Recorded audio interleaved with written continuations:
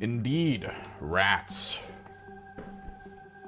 Let me get this in place. We do have one thing to do with the gits that I need to do very quickly. But we are basically set up for the scavies. Get that scave in action. I also need to try to figure out... To be clear, I kind of hate Razor. Lighting, brightness. No. Breathing.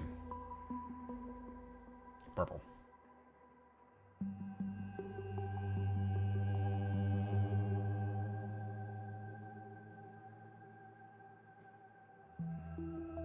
Static, purple. Mouse. Lighting. Static, purple. Okay. I hate Razor software. Alright, everything ready? Everything set. Box up. So we got this one guy to do, because I noticed in the gallery files we actually put together for all of this, that he's kind of a problem. Specifically, it's this guy. And you probably can't see it, because he's so pog. But when I was looking at the images that I posted for all of this, I noticed his skin was glowing, and none of the other friggin' goblin skins were glowing, so I was like, uh-oh. Somehow, my green fluorescent paint got into this character, so I have to get this base paint on him to clear it up.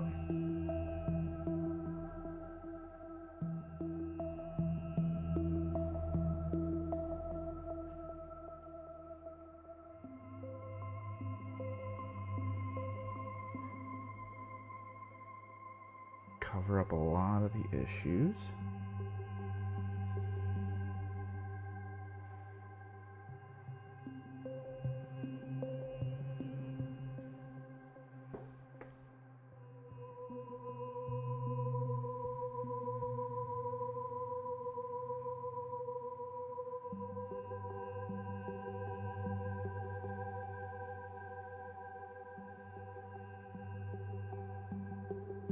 The other thing is, I was looking at someone who painted proper orc skin, and every single one of his orcs had like dark purpley pink mouths and like knuckles and stuff, like bruising basically, which I kind of like, but I think I'm okay with how my grots are.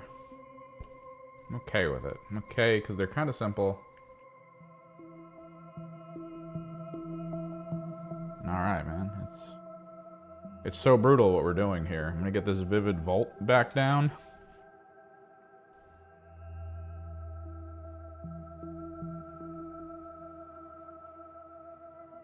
Yeah.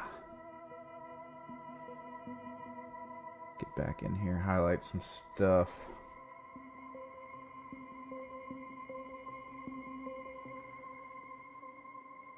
Clear things off.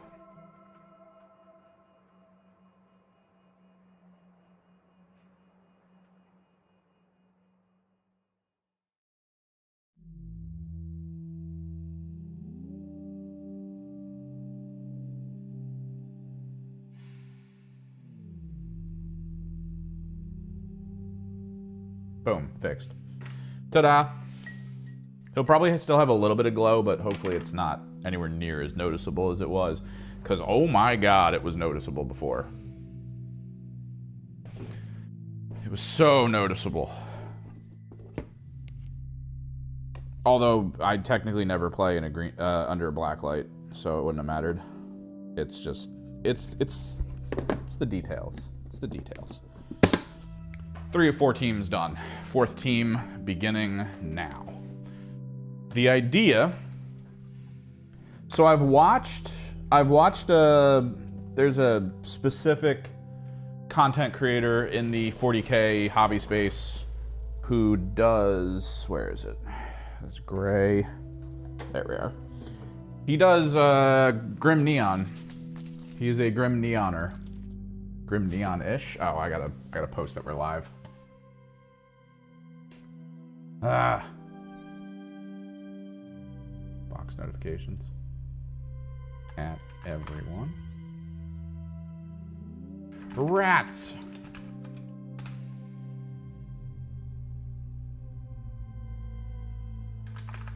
Getting ratty today.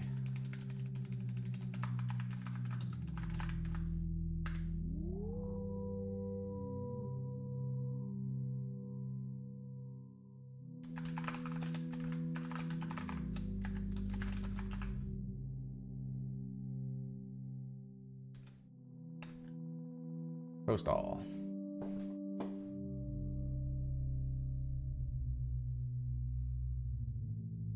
I'm pretty sure it's the 40K and 40 seconds guy.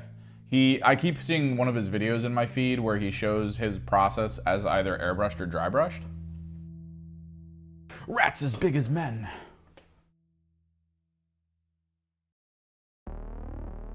You guys like the reveals last night for the Skaven? I've seen a lot of people on my local Discord going ham on talking about some of the Stormcast, the new Stormcast model that everyone wants to use as a master of executions now. So it's pretty good. It's pretty pog. So his methodology, the guy on YouTube that I keep getting told by YouTube to watch, which sure. His method seems to be to black primer and then to, I think he mixes the neon with white and then sprays it in directions so that the white makes it opaque and then the neon is of course just bright. But I think I kind of get it as like something a little extra, if that makes sense. Basically, what we're gonna do here is we're gonna go black as primer. We're just gonna black prime. Then we're gonna hit it with white ink once that dries from a specific angle, I think, is what we're gonna try to do. We're gonna try to actually dynamic light these guys, which my normal method of going white into all over fluorescent doesn't really do. It makes it look like it's straight up an underglow, whereas this methodology that this person also showed that they do allows you to directional light. And we'll be able to start the OSL that way. But what he normally does then is he goes to the other side and does the same exact thing with a different neon color, which, yeah, cool. And then he'll go in for some details, like little things here and there, metallics, whatnot. But what I think we're gonna do instead is once we get the black down, once we get the neon underlighting OSL down, I think we're just gonna manual paint.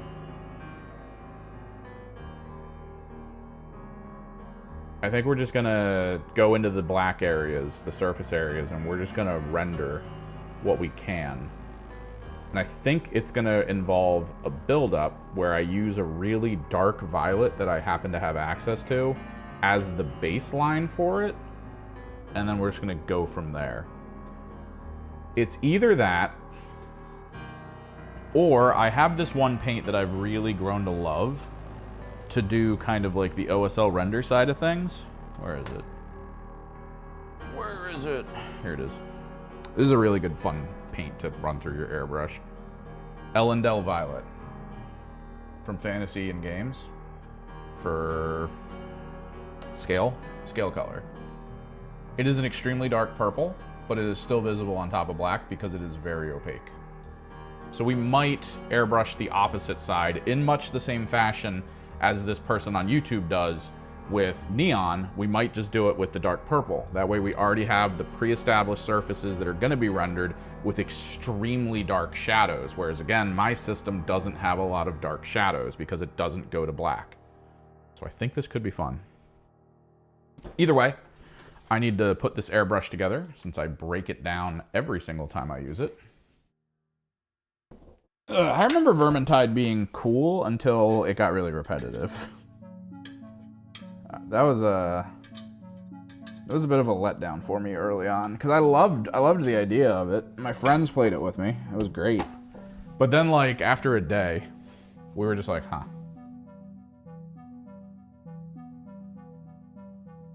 Do we want to run that same map one more time? Is that what we want to do? Spoilers, the answer was no. Apparently my Vashtor is going to be here today. Kind of excited about that.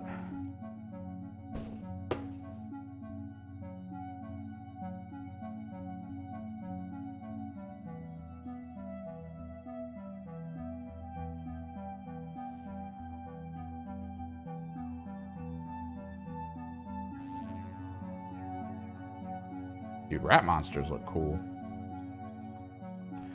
I kind of love, like, I thought rats were maybe going to be closer to what the orcs are. Like, genuinely, that's what I thought when I originally learned about Skaven back in the day. I assumed the Skaven were just, like, kind of sidekicks to orcs, but then to find out that they're basically chaos, I was like, that's weird. I really need to clean this brush. I gotta get like a solo cup to put the tip in and blow out all this gunk.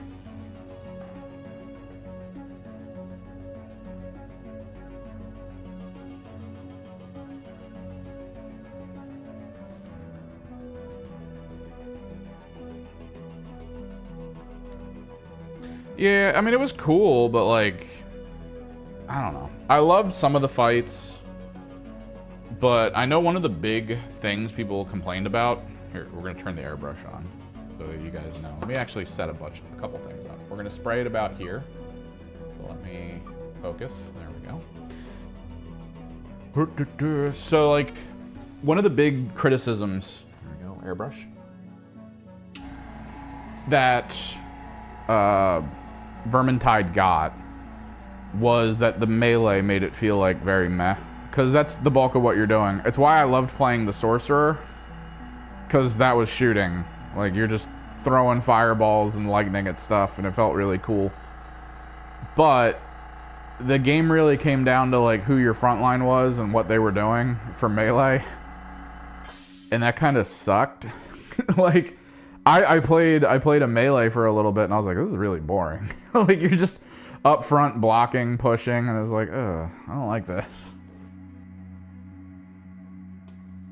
And then friggin' Darktide comes out and goes, hey, you can melee, but you're probably going to want to keep shooting instead.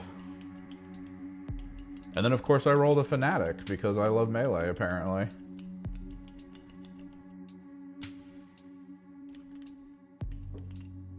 I love that your autocorrect changed Vermintide to Vermicelli.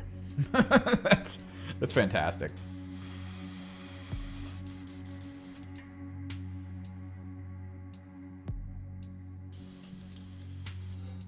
Alright, hose cleared.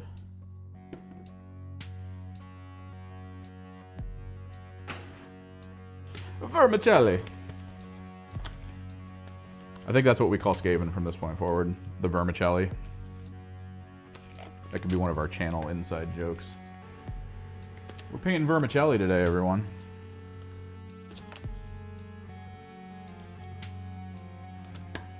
I hope you enjoy.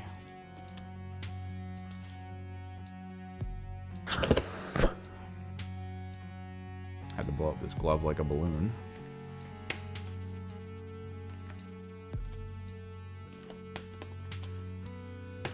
Yeah.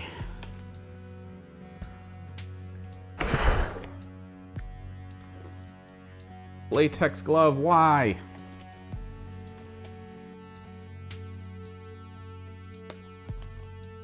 Oh, hang on.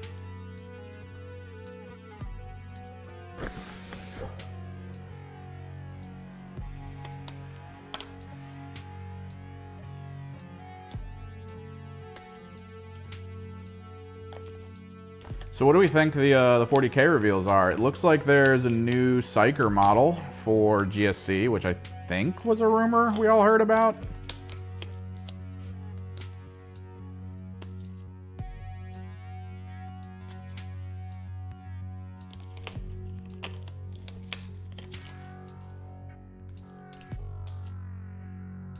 You don't want to paint vermicelli, Fred? We can paint vermicelli. Here we go.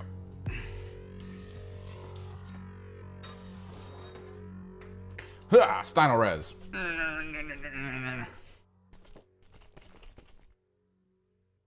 Oh, you can't get the boxes. Which countries are out of the running? I imagine it's a lot of them. There's probably only like a couple that are like, yeah, you can get a rat box. All right, let's see how split up this black is.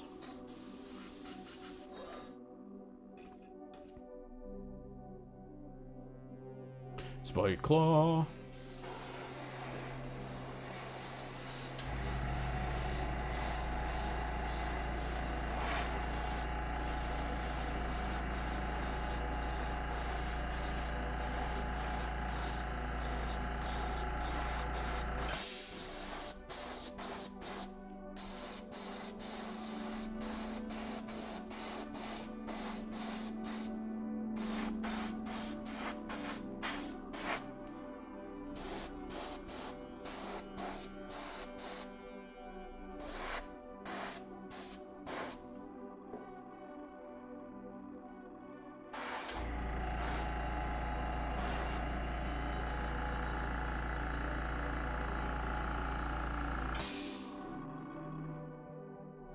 Yeah, they had the Mode Mechanicus thing, right? Like, it looks almost like one of those old Adeptus Mechanicus robot models.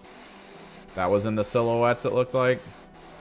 I'm still holding out for that little Gene Stealer Spore Mine thing. The Gene Stealer Cult Spore Mine being for both 40k as well as Necromunda. Because that's actually kind of cool if you think about it. The whole oh, actually, I know what we can do for the reverse color. I have a good idea. Good idea. The frickin'... The fact that they're announcing Necromunda today, or whenever, I can't remember the time. I'm only half paying attention because I'm inhaling mad fumes.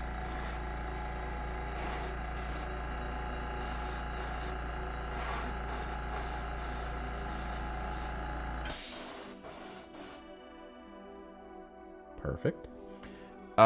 Most likely they're going to be like, hey, here's Necromunda models for Gene Stealer cults. By the way, they also work in 40k. Like, that's an ideal, because that codex is coming up.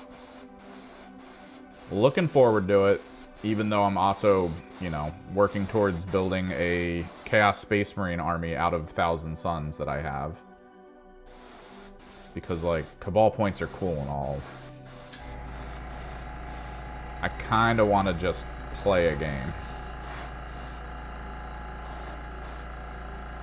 Like, I love some of the ideas that the Cabal points bring forward, but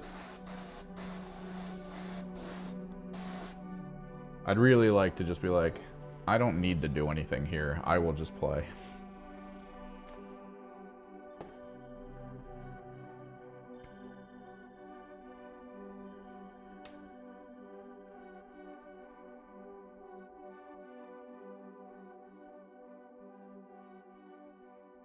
Guys talking about lore over here.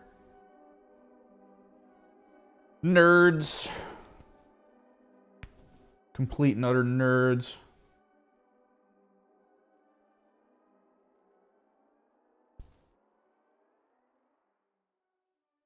Instead of the purple, I think we're going to do the same thing we used with my GSC. I have a really dark turquoise that isn't shiny. That's key. It's not glossy. That is the key point to it. And I really like it as a night color. So we'll work on that as the base color, I think.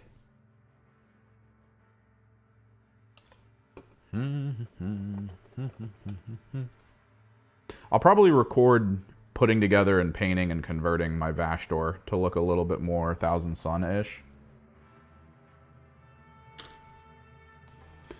I really wish it was easy for me to buy wings that were, like, feathered. I would honestly... Like, I've looked around on Etsy to try to find, like, just a set of angel wings or bird wings that are sized well for small, medium, and large models. That's all I need. Decent feathered wings for large, medium, or small models. If I could buy boxes of them, it would be great. Because I'm not gonna lie to you, I have an idea for Raptors that are Tzeentch oriented. Like we've got things working. We've got things chugging along in my brain.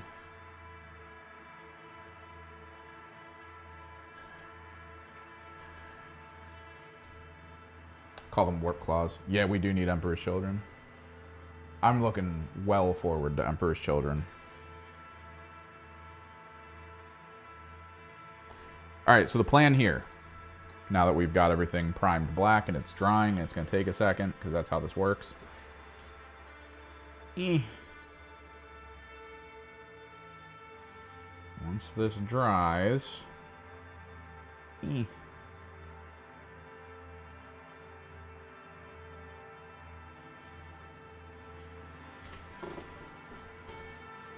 Ah, dude, but the Swooping Hawks packs don't look anywhere near as good. They need to look like they need to look just like miniature versions of the Lords of Change wings that have like those offshoot feathers that just kind of go out on the sides. I love those.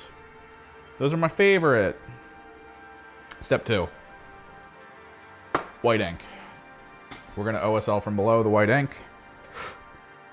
And then we need to pick a fluorescent. What fluorescent do you guys like with rats? Let me put up... Where is it? Grab the shadow tone that's gonna go on these guys. Because I thought it was the purple, but now I'm thinking turquoise. Where's my dark turquoise?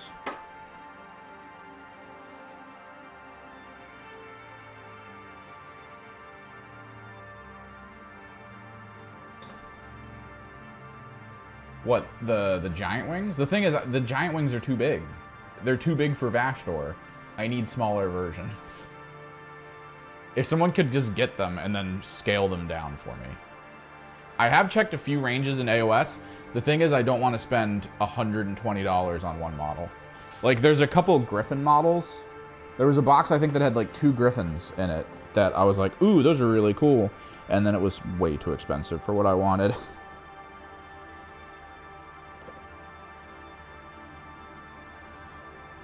I don't want Prussian blue. I had a really dark turquoise color. Where the hell did it go?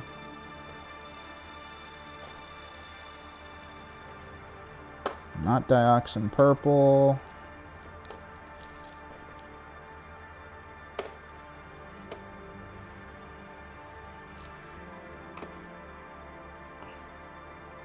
Now I feel like I'm gaslighting myself. Because I see my bright cobalt, and I know I used bright cobalt, but I was pretty sure I had a really good opaque... You call me? No. I had a really good opaque dark turquoise that should be in here somewhere.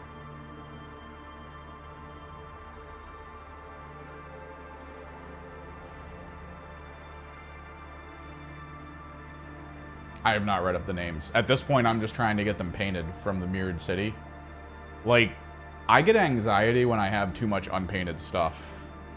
I keep looking over at my Chariot, 3 Flamers, 6 Screamers that I haven't painted, as well as the Breachers, and I am itching.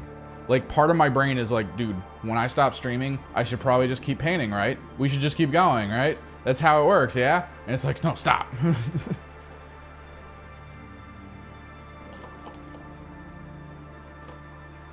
We'll paint when it's time to paint. We have other things we need to do.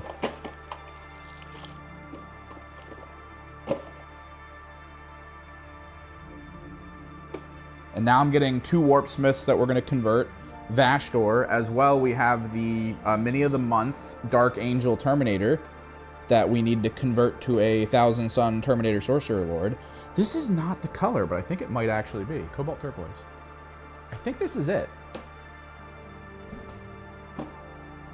I could have swore I had a darker one, but maybe... Okay, so the process with my Gene Stealers was black, cobalt turquoise, phthalo blue, and then we went into it with frickin' other paint. So, okay, this is the color.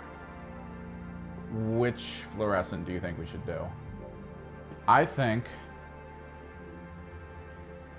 What about the cockatrice? I think I know what you're talking about. I don't think the local store had it, though. And it's Beastmen, so it's going out of print. So I wonder... Oh, no. Cockatrice. AOS. No. No. Those don't look good. Dragon wings to feathers? No. Not into it. I'm into the head that he has. That looks really cool. Very Zinch-esque. But not really the wings. Is this... Wait. Is the cockatrice a Forge World model? Why don't I see this normally? Oh, it's even a 404. I go to the Warhammer site and it's like 404 not found.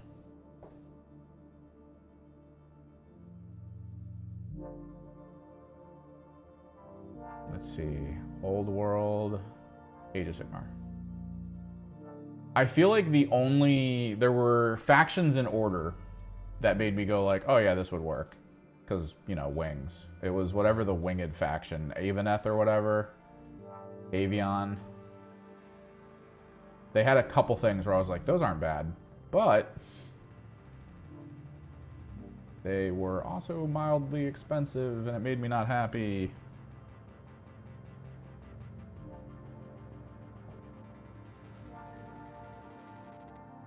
What'd you send me? Oh, you sent me something on Discord? Boop. Sanguine Angel. See, here's the issue. Because I think let me take a look at these. I know what these look like, I think. Yeah. No. No, I love them for, like, conversion type wings for, like, what would it be? Custodes or Adeptus Sororitas, but like I'm not looking for statuesque wings. It's hard to describe. Like the way the feathers work on like a winged thing as a relic thing is that the feathers on wing have like a little, usually a feather that are used for like guiding. When they fly, they like kind of feel the air out. So they're really placed where you would think it would be to be like nice and pristine, which is what angel wings are supposed to represent. So like that's what I'm looking for. I want a bunch of those kinds of like ragged as hell wings.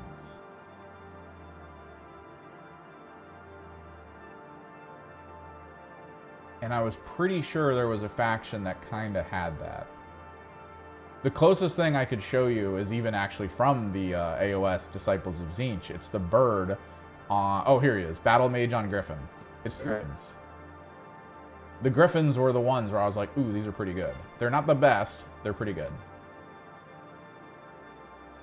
Battle Mage on Griffin. Free Guild General on Griffin. It's like $65 per.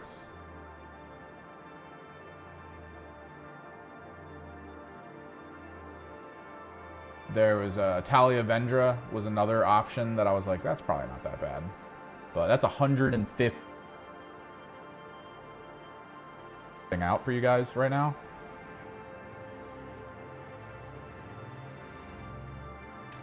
Hello?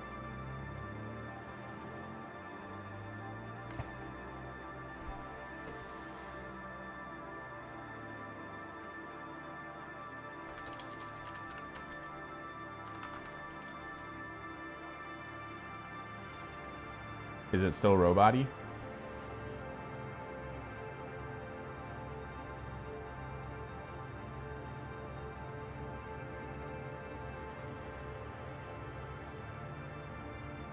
Medium to large.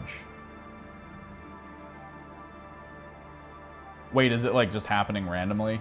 And is it consistent?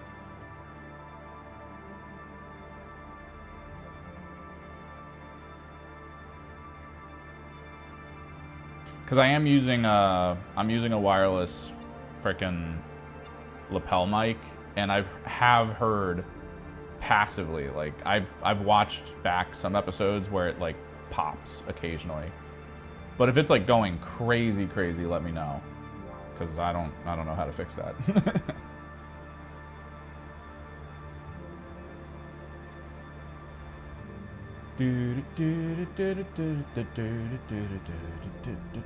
Oh, we also have to the Thunderstrike command. Thunderstrike command, the one person that has angelic wings, those wings are a lot closer to like non-angelic types of wings.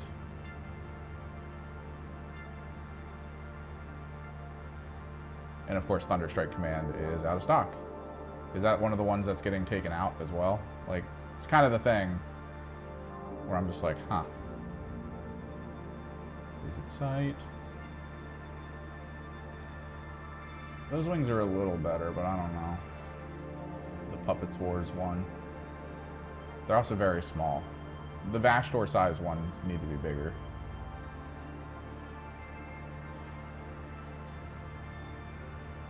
It's problematic, man.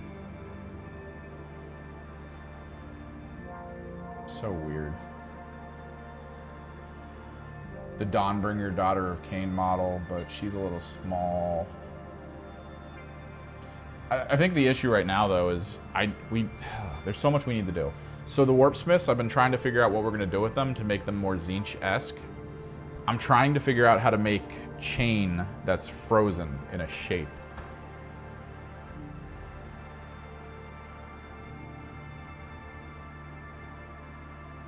I think that's a key thing, is chain that's frozen in a shape, and we're going to put skulls on the end of them. So it looks like he has ghost skulls on the ends of chains, or that the chains themselves are also magical. I might do like a gradient blend from magenta to green to make it look like he's magically repairing things with skulls.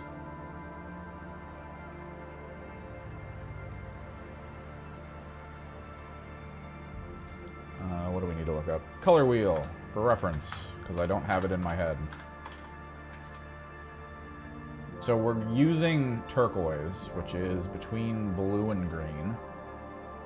So I think we do the opposite. I think we go opposite end of the spectrum for this, and we do fluorescent pink as the undercolor.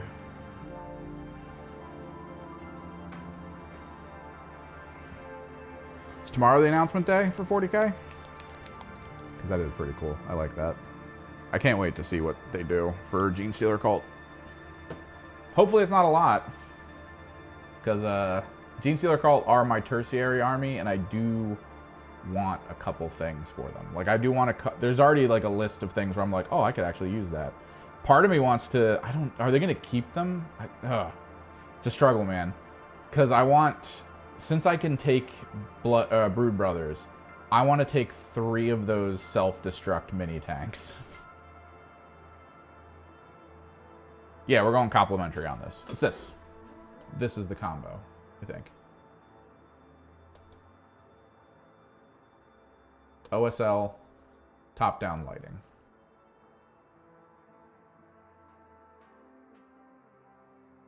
I think that's the route we're going to go.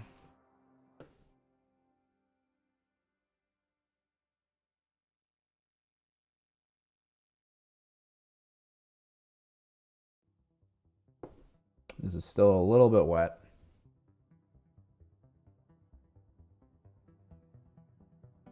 Are these the spectral Skaven models? Or you mean the special Skaven models? Yeah, the Cyclops. I keep wanting to call it the Medusa, but the Medusa's the anti-aircraft thing, I think, or the anti-fly thing. But yeah, I want the Cyclops ones. I want 3 of those small tanks, and just put them places and be like, all right, get close. Kya! Because they're like 45, 50 points. They're like nothing. You could easily just mess with people preemptively. It's great.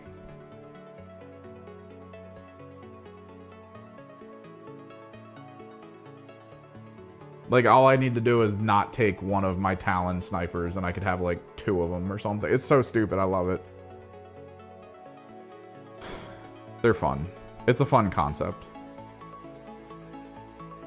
And since everything else on the field is dynamite for me, And from what we can tell, looking into it, I do think when an Acolyte squad dies and comes back, I think they get their dynamite back. Because it claims that the returning squad is the same as the squad it was at the beginning, which would mean it has dynamite again.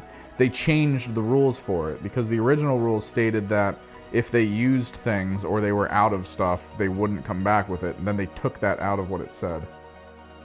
But yeah, these guys are playable, but they're leaving. But the thing that I go over in my Underworlds video when I talked about it, this is a cool model. This is a really cool model. You could still use this model in the upcoming game if you find an equivalent. Like, there's no reason that this can't be used to something else. So, like, yeah, it sucks that some things are getting pulled, but, I mean, if you've got a squad of Skaven, and you're like, oh, dude, this guy will be my leader of that squad, or whatever, or he'll be like a unique model, then you have a unique model. You have cool little centerpiece models that can just go in regular squads. That's kind of the point of collecting, is that you have access to things you can throw in other places, do in other... Like, I can only imagine right now, if I still had my old Dreadnoughts for Chaos Space Marines. I had the first iteration of the plastic Dreadnoughts that came out after the pewter. I loved those Dreadnoughts. I kind of like how Hellbrutes are, but I also don't, because I loved how the old Dreadnoughts were.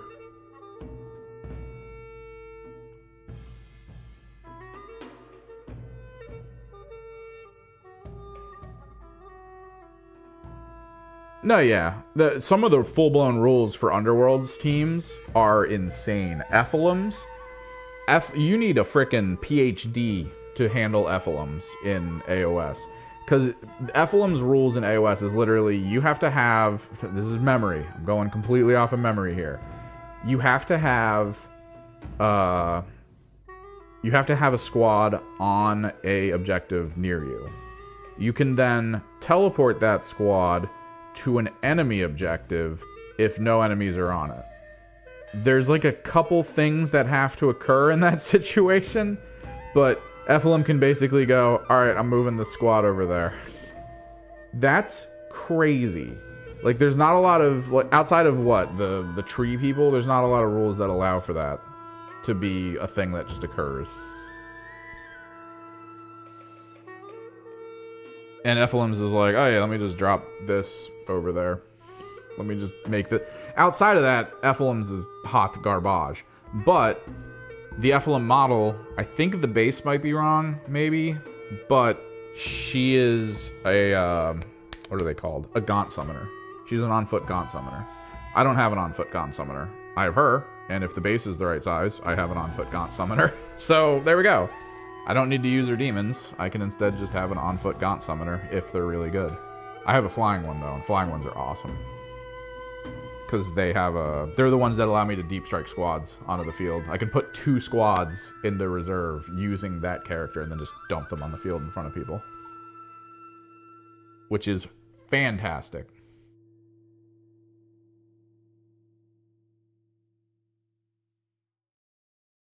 The right side, did that pop up on the screen? Are you talking about the chat emojis? I don't think I can change chat emojis. The ones where you react in chat for the rat spam. Like that.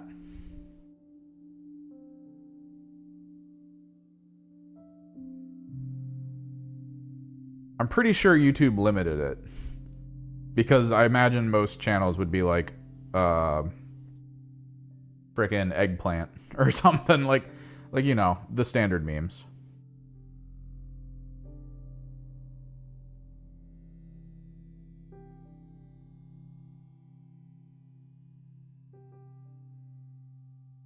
Yeah, it's only on YouTube's back end. I'd love to control it personally. I gotta get memberships up and running for you guys, and then I gotta get emotes. I gotta start getting emotes together. My Twitch emotes don't even really help me. The ones that I made for Twitch a long time ago, because those were meant for a different time. Now we have new things. I think the only emote that will work here is Greg Shocked, which is just Greg's face with an active background. which is cool looking. Rats! All right, here we go. Clear. White ink. We pick a mono direction for the OSL. We don't go crazy. We don't do an all over the bottom situation. The reason I go white ink is because white ink is basically the perfect consistency for airbrush work. What's up, Arturo? Isn't it like size as well as how they live?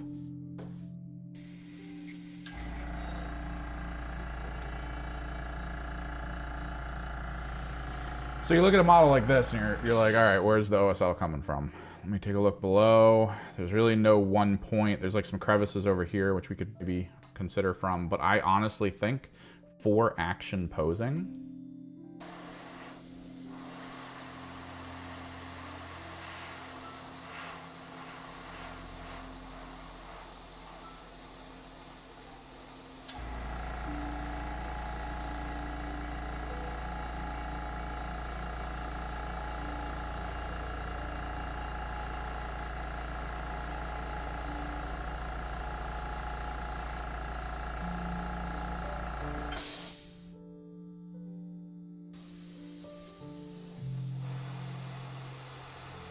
try and spike the face up a little bit.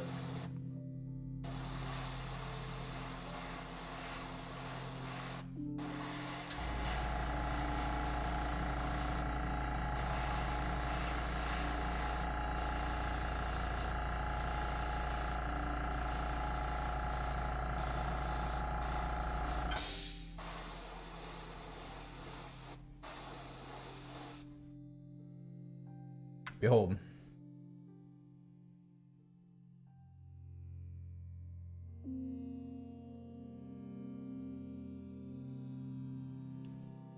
Gonna be good because the action side of it's gonna be the one that kind of stands out. Let me try to spike a little bit more. You have to kind of like let the ink dry a bit, because I have noticed if you go back in too early and spray, it'll push some of it away, which is not great. But yeah. Ink comes out, perfect consistency. It is also very opaque. I used to use it, well, I still kind of use it, when I do 2D art, like actual physical, not 2D, what the fuck? Physical artwork, and I'm looking to add some effects. Let me make sure he doesn't get hit with any residual. This guy, I like the below and front, because I mean that's very scaven.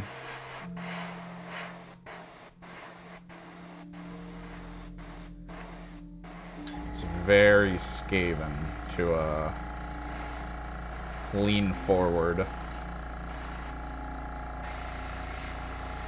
We're also gonna hit that a little bit.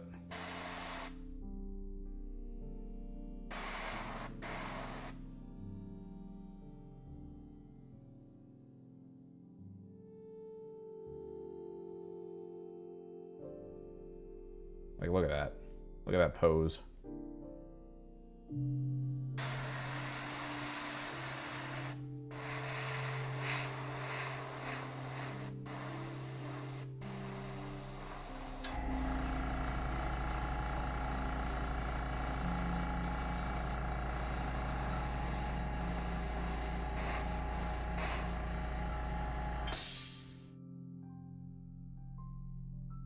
He coming for you.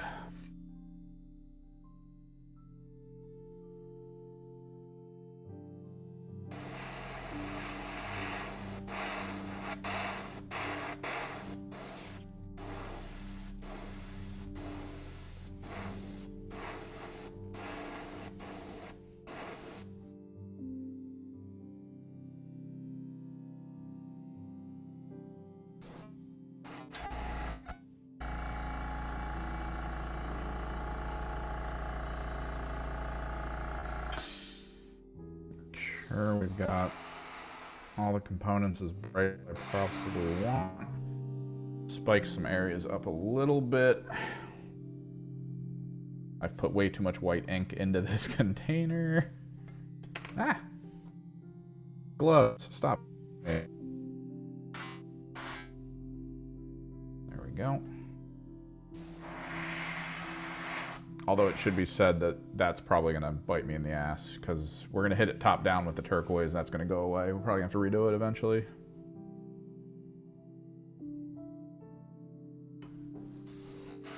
Let's get the weapons nice and shiny.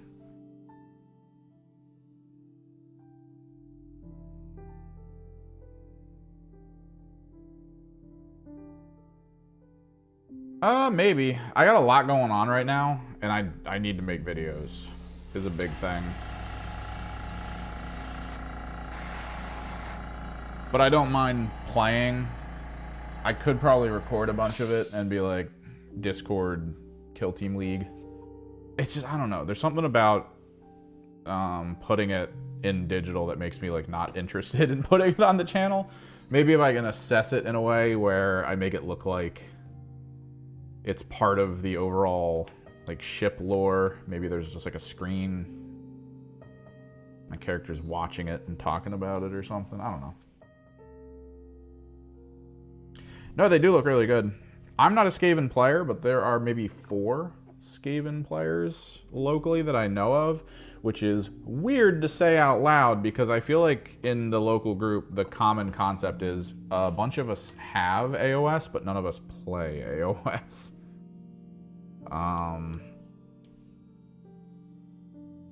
A few of us, though, gathered up enough AOS stuff that we are able to play. And we have, like, extra things. So when the new edition of AOS comes out, we'll have people who are like, yeah, it's AOS. It's my favorite game. And we'll be like, hey, man, new rules. We'll join you. It'll be fun.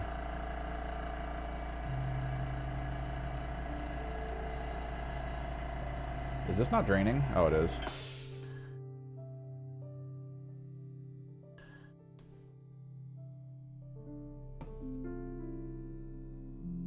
See, I feel like a lot of you guys are kind of new to this, my whole thing over here. I finally got a model over here that we worked on a long time ago that I wanted to make a video for, but I didn't have a good setup like we do now. So, like, the footage I snagged of it was kind of mediocre at best. While we wait for that ink to dry enough that I'm okay with putting pink on it. Let me, yeah, so you're out here like, I'm gonna get 2 boxes of rattling stuff. I'm out here being like, man, I'm probably gonna buy like 4 or 5 of Emperor's Children when that shit drops.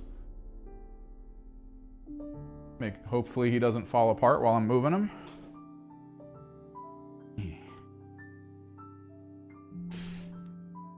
Get this glove off. So like I said, a lot of us kind of have AOS stuff.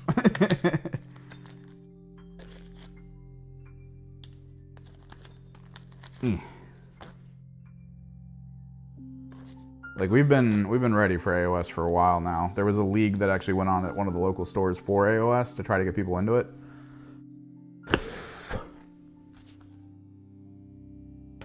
Oh, wipe my hand off. Freaking latex making me sweat. Yeah. Oh, let me. Why not? Yeah. There we go.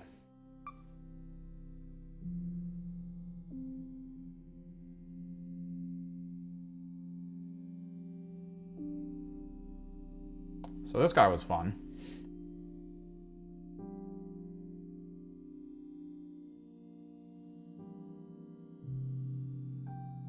This was one of my first big month-long projects I painted.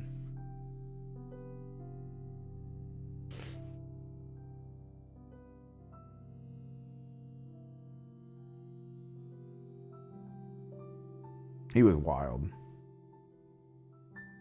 He was absolutely wild to put together.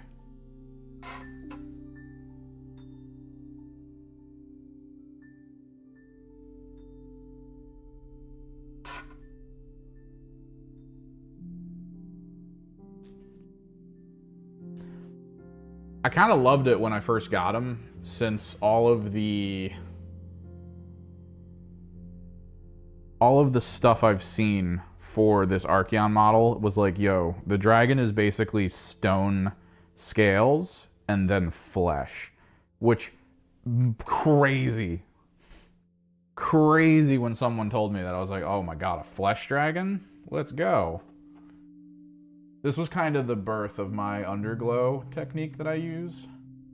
This was the start of it. This is where I kind of first began the idea. Also, this was before I bought fluorescent paints, which, looking back, I kind of wish I had fluorescent paints, because this would have been awesome to build up with fluorescent paints. His hair would have been all fluorescent. This is mostly done, like, the skulls that are green are Hex Wraith Flame and Tesseract Glow. That's how I got them to look like that. But yeah, man, this guy was fun. This is one of those things where I probably should have waited to build him and put him together and paint him until maybe I got like a little more experience, a little more knowledge of products and stuff. Because right now, thinking of him, I would have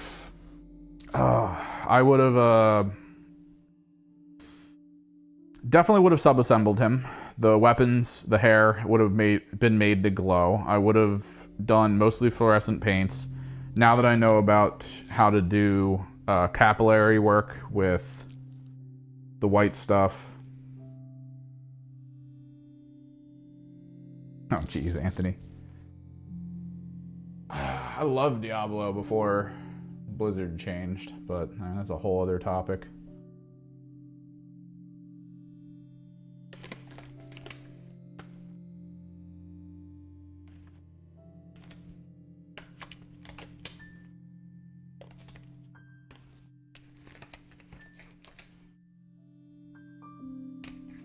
Someone might be paying me to possibly paint Mortarion. We might actually do a commission work stream at some point here. He messaged me the other day saying he was going out to buy Terminators and possibly Mortarion. If he gives me a Terminator, simple little... what he wants to do is he wants one squad of Death Guard Terminators to be painted by a bunch of different people. I have plans with this one that I think could be really cool. I actually saved a video that shows me how to attach a battery underneath the base by a magnet that will then power a little LED light. So my idea is to make the really interesting base have like a little LED light of a black light. Like I have found black light LEDs, UV LEDs. I kind of want to know if they get really hot though. So the idea was to hide it in there so that it would blast the character from below with UV light, and I would paint him in the underglow technique that I've been doing on a lot of stuff. Because one of the big things when I'm at the store is people being like, oh, it's cool you did it with fluorescent light, but we don't have black lights here. And I kind of want to be like, oh yeah, and then just put the battery in the bottom and have the black light hit him to make him glow. And have people be like, what the hell? And be like, yeah, if you're going to go with me, I know all this stuff. It's actually pretty cool too. The video I watched made it look really easy. You just get a couple parts, little magnetic piece, some, what is it? It's copper tape. And then you just get two little leads, glue it, and then you can just drill a hole through the base to feed the wire from the LED through. And you're done. I might need a soldering tool because I think I'm gonna have to cut the LEDs that I found are really long for their wires, so I might need to cut the wires. Okay, so we OSL with fluorescent pink. Let me get this focused.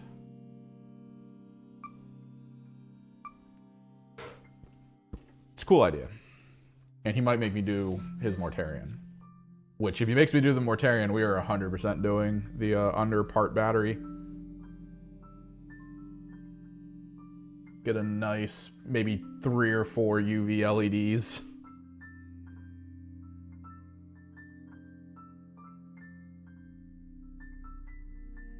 I think it'd be great.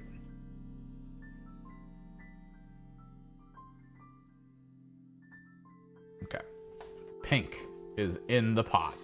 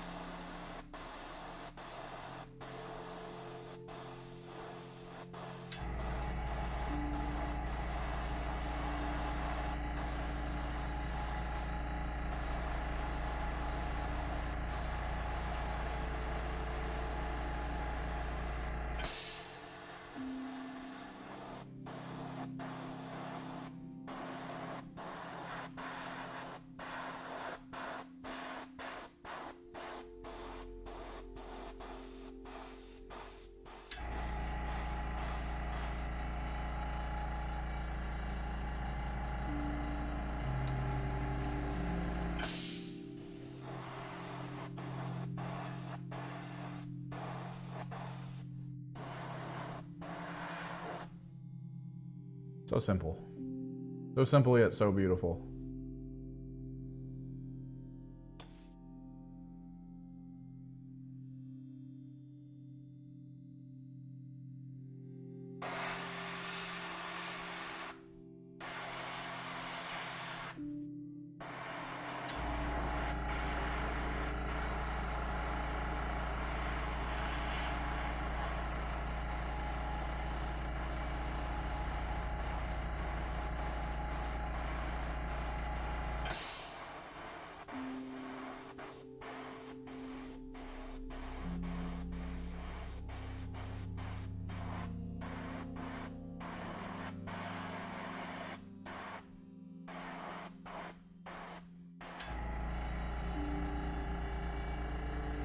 What up, Adam? Look at that. Beautiful. So beautiful.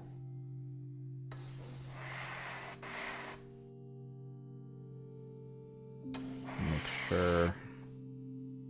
Get all the white components.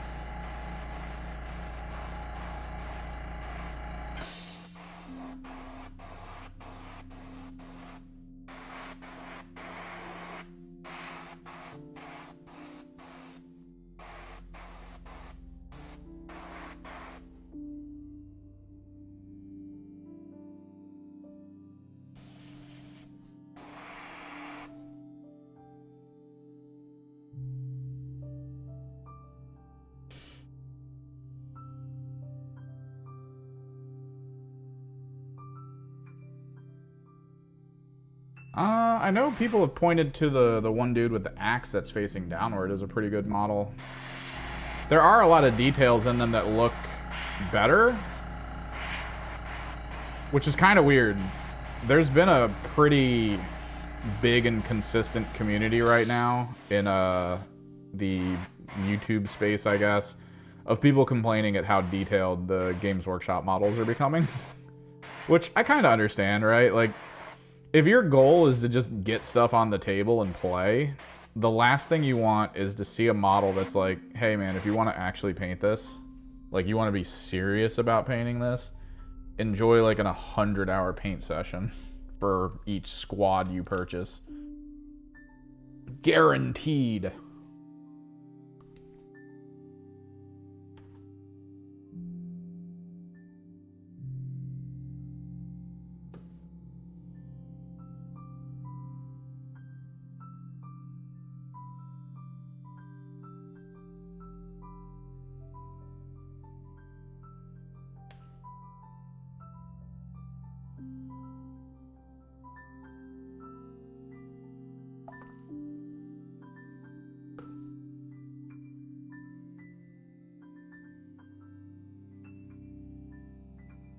I am the workday stream.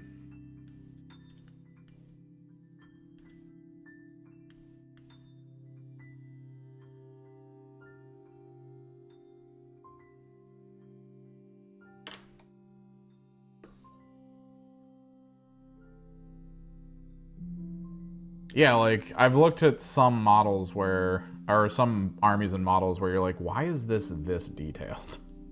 What was the point in this amount of detail? This is a basic as hell unit. Why is it so ridiculous looking? Who did this? Who? Point them out to me so that I may render judgment. I mean, you say that, man, but have you seen like some of the Chaos Space Marine things?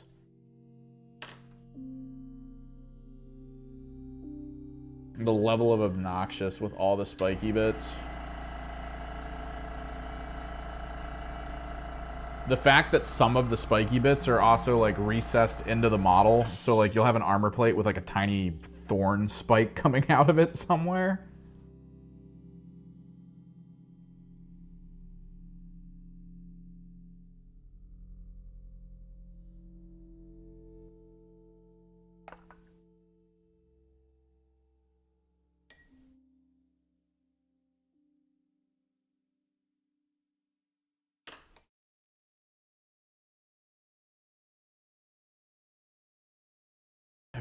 were you around when I painted my GSC? I'm pretty sure I painted... Oh, no, I never painted my GSC on a... I think I painted a couple models on stream, but I don't think I painted my GSC as a whole on stream. I think I built them and then I took them to my friend's house and painted them base color, like, the day before I needed to use them. So this methodology is what I use to be lazy. Grab my color morph.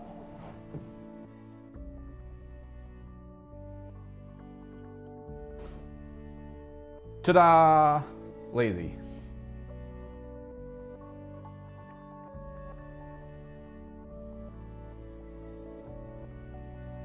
Zoom.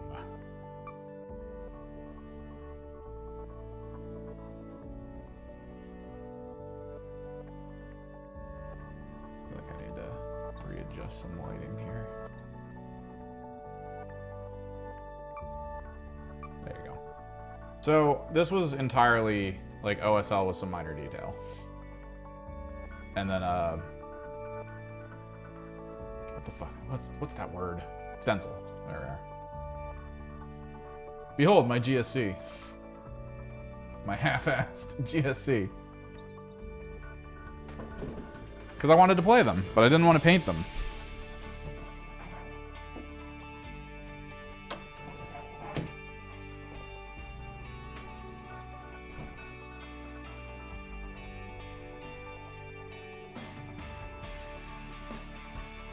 It's Rat Day.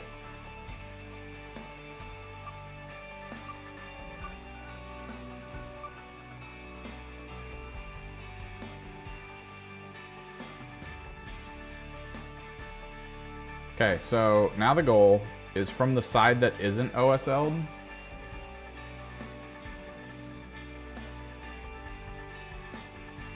We do Cobalt Turquoise. And Cobalt Turquoise kind of determines for us where we're going to be painting actual color. Alright. Kind of like what I showed you with my Archeon. My Archeon was the same way with purple. I used purple as a guide for this is where I need to paint actual rendered color.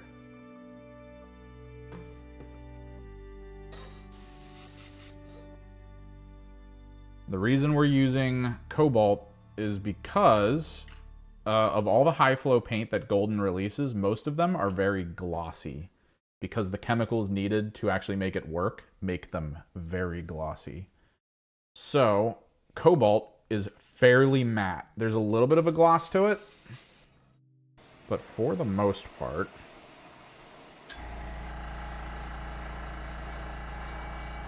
when applied properly,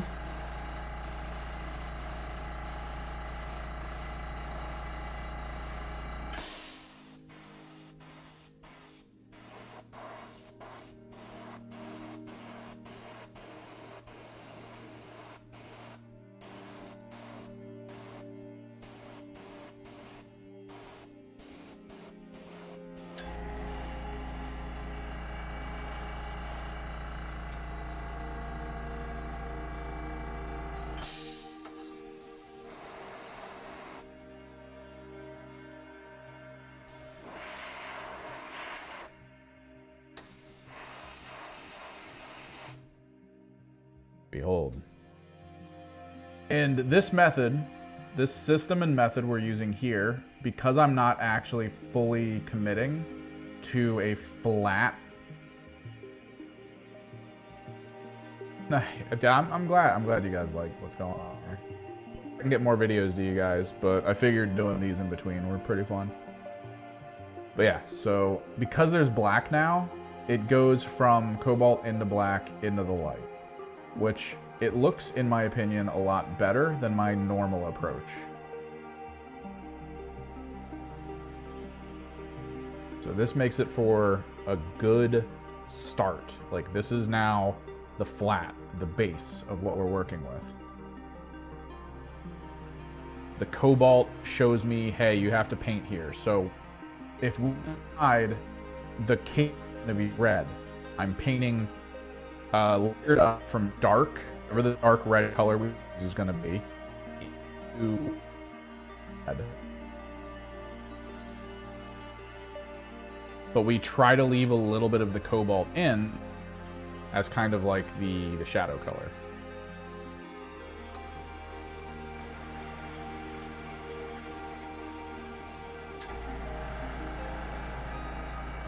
Rats!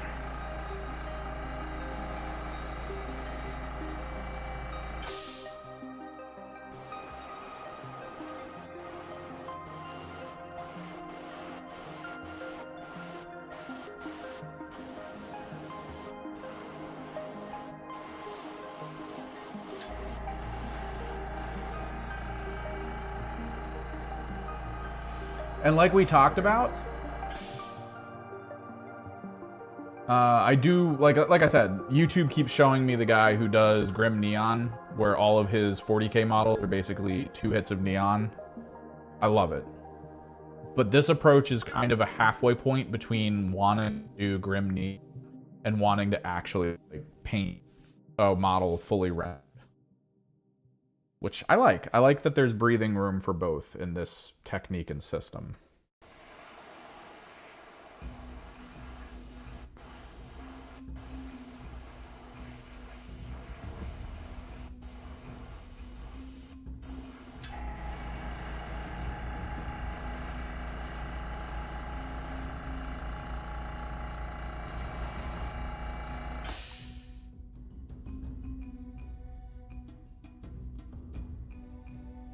Basically, yeah.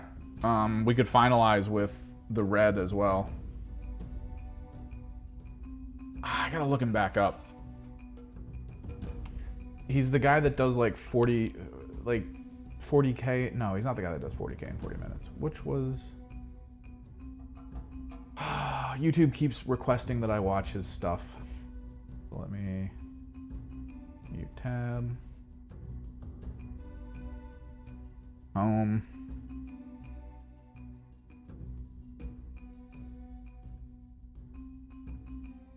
That's, I don't know. People say to go gravity because it's easier to swap, which, sure.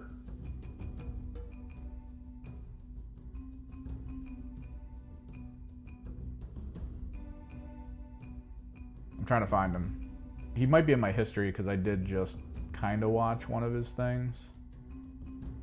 The problem is they track all these dumb songs I'm listening to right now as things I'm actually watching, even though I'm not watching them. Scrolling, scrolling, scrolling. I could have swore I just watched one of his videos. It's where he did the dry brush versus airbrush.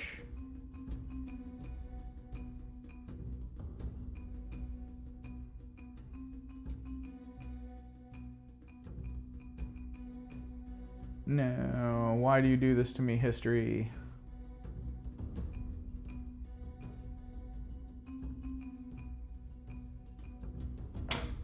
Yeah, 40K dry brush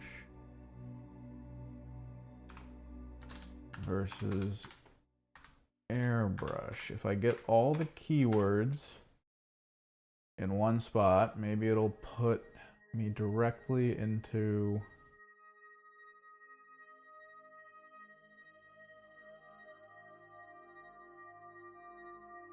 I think it's Heresy for Heretics.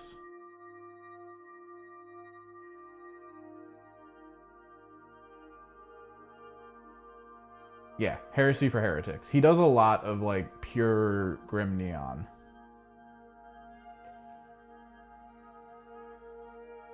And I think he does stuff for another channel, the one that does the what is it?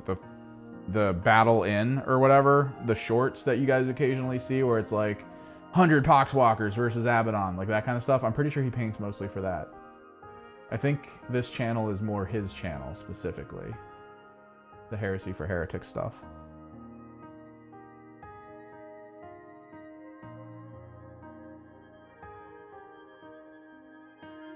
He has a really cool turntable I like. He has a mirrored turntable for the characters. It looks so good. I kind of want a mirrored turntable so I can put my stuff on it for you guys. But yeah, he does Neon Grim. Neon, or yeah, Grim Neon. this is kind of a step in that direction, but then a step away at the end. A little bit of a balance, in my opinion, which I like. It'll allow me time to fully render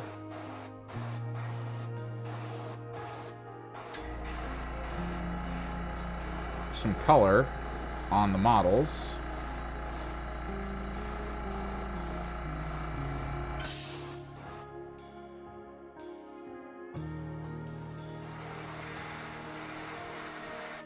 While simultaneously not being tied to the OSL function.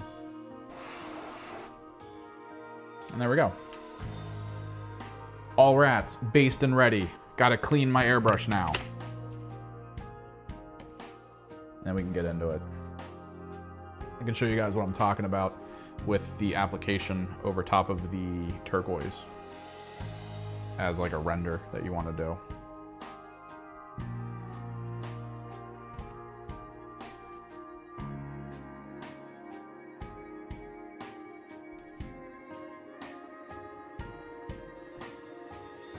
Yeah, YouTube keeps showing me Heresy for Heretics. As far as I can tell, it's because I posted some images at one point with neon characters in it, and I was like, I love neon on 40K, and I feel like the next day, friggin' YouTube was like, yo, my Google Analytics thinks you might enjoy this nonsense, and I was like, oh, cool. Yes, a fellow enjoyer of bright colors in a dark world. Yes, absolutely, removing the painting there.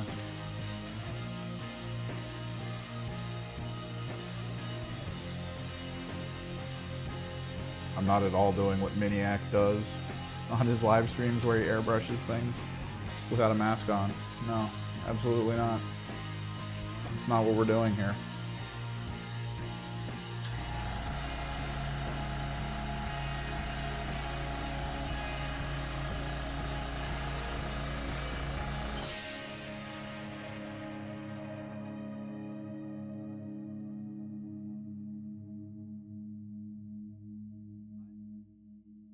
At some point in time here, I'm gonna need to take a minute.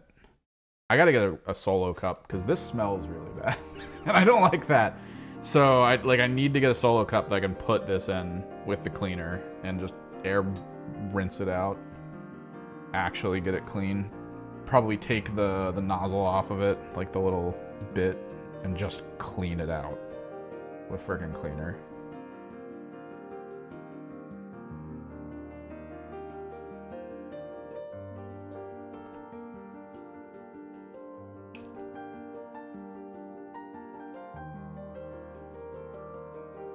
I don't even have my headphones on. I should probably put them in so I can hear what you guys are listening to.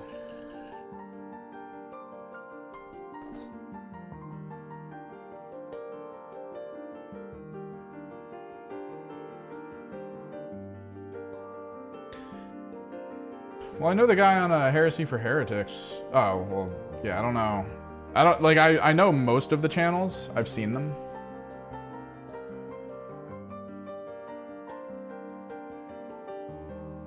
Alright, I gotta turn the microphone off. Sorry in advance. But I'm about to pull the cork on this compressor, which means it's about to get super loud in here. Hang on.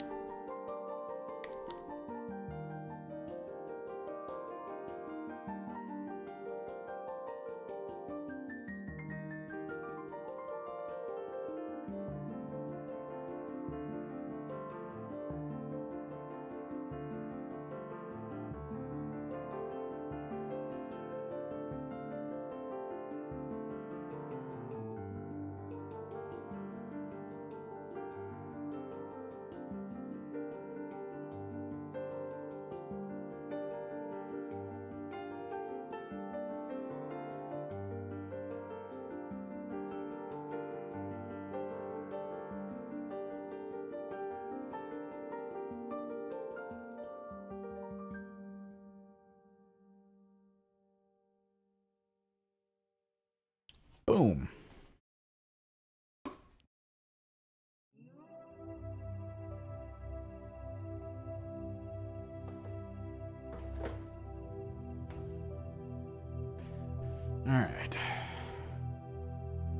Get everyone into frame. Bust out the palette. Break down the airbrush, get the needle out of it.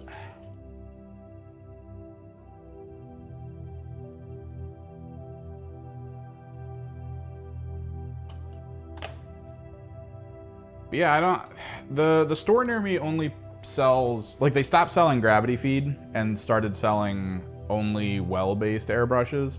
I was debating getting one, just to see it.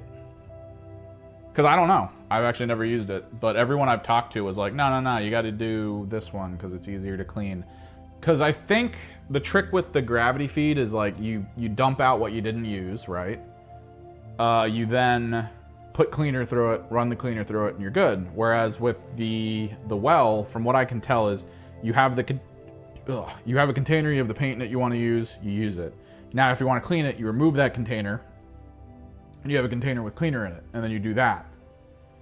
Try to run all the ink and whatever you used out through that system, which, okay. And then you remove that, and if you didn't need the paint in that first pot anymore, you have to clean that pot out and then put new paint in, or just have another pot ready with different, like, it's, I think it's for people, it's the whole like, oh, there's more to clean eventually and there's more to have to purchase. You need like a ton of the containers just sitting off to the side so you can quickly swap to and from. Honestly, I think it would be really cool if you could like put the paint in there and then like cover up the hole that you're supposed to attach to your airbrush so that it actually like stays and it's fine. Because that'd be really cool just to have like a whole ocean of snap-on, snap-off pots you can attach to your airbrush. And be like, I need my blue now. Click, click. Separated the mic from my shirt. Yeah. All right, let us start by kind of showing you what I was talking about. Where I need the red purple. We need a couple things here. We need cadmium red dark. And then there should be violet red. Red violet. Do. So we go red violet. Let me get decent layer brush. You're pretty decent.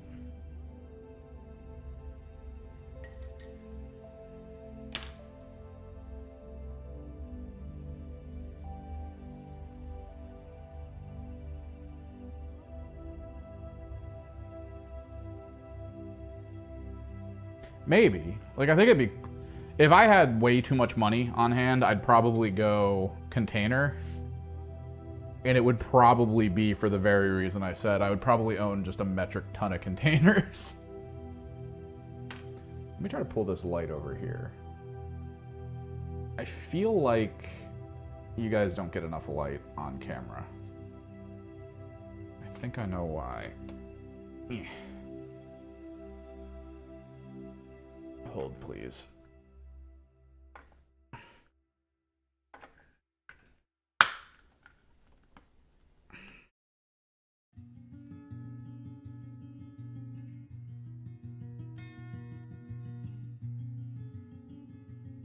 There you go.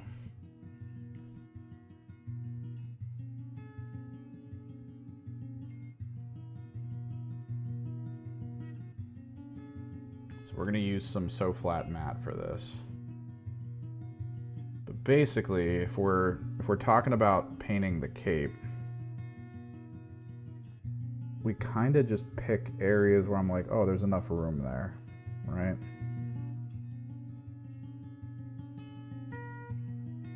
We let some contour work play in.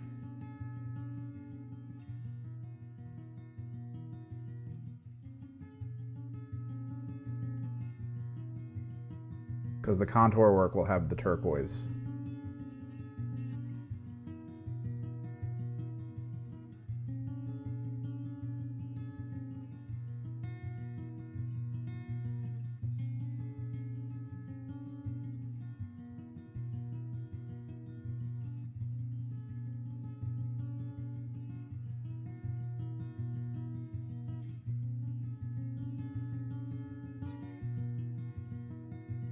And in places like up here where the turquoise turns in to the light, we don't go the whole way. We let the turquoise breathe a bit. As kind of the mediator between the applied colors.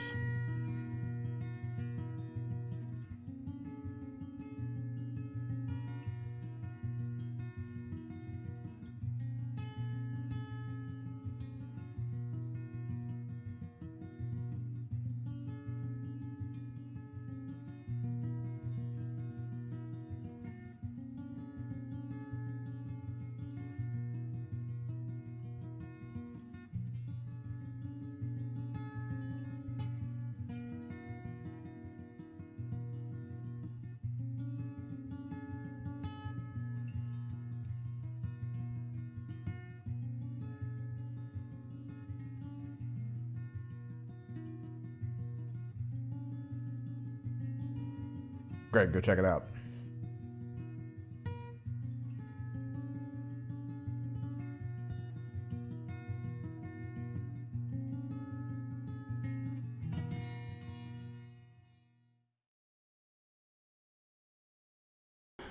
What, getting the potted under part for an airbrush? Yeah, I mean, again, that's the thing. It just depends on what you do as a person, what you need the tool for.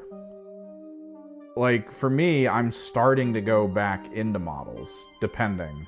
Like, I'll get a model to a point where I'm like, oh, I'm happy with this, right?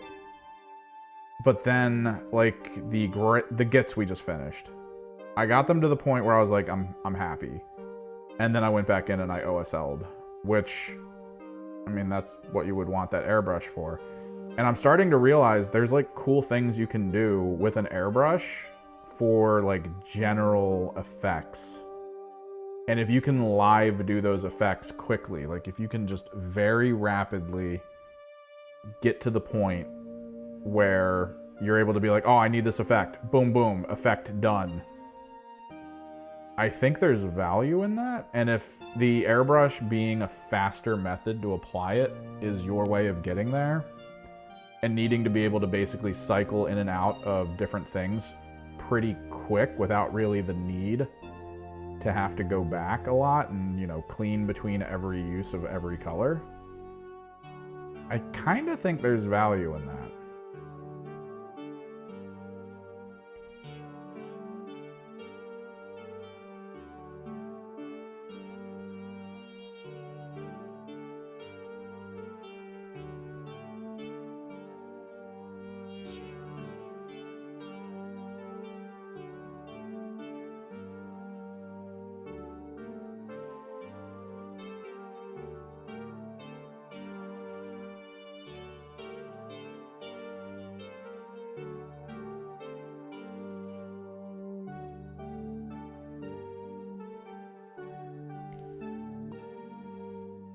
Oh, also, the donation bar on the bottom is only really connected to Streamlabs because Streamlabs actually tracks that, and any money donated through Streamlabs goes directly to me, whereas the $2 you spent goes like 60% to YouTube.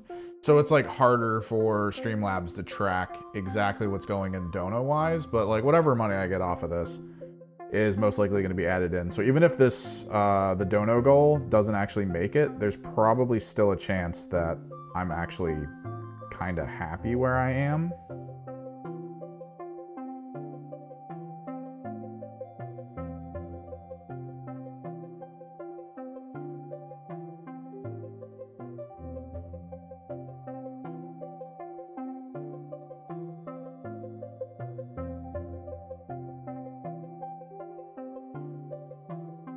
In terms of like being able to spend the right amount of, or get the right amount of money to spend on children.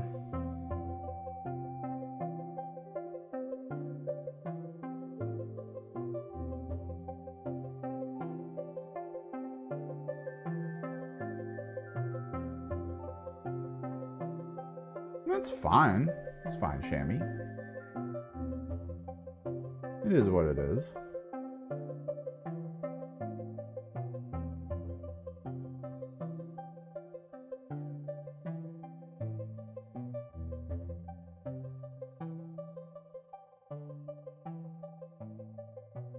So there's the base color.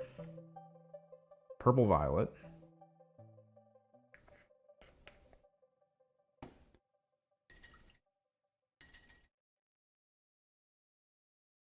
And yeah, airbrushes are great for blending.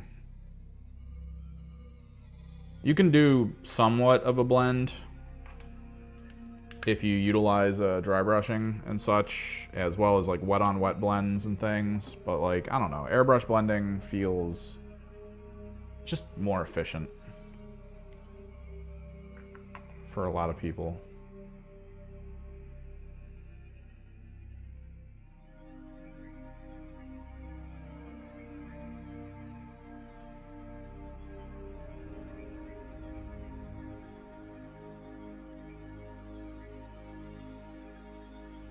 Alright, this is even more contour based. We kind of want to leave pockets of the violet.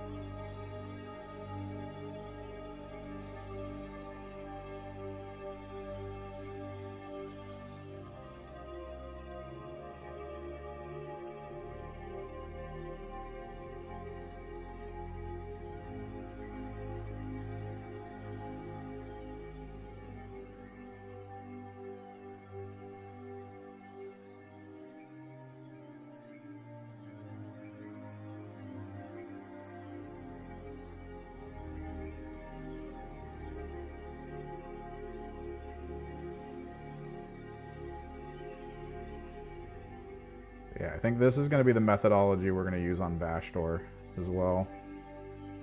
Who should be here today at some point. And I'm probably going to record that.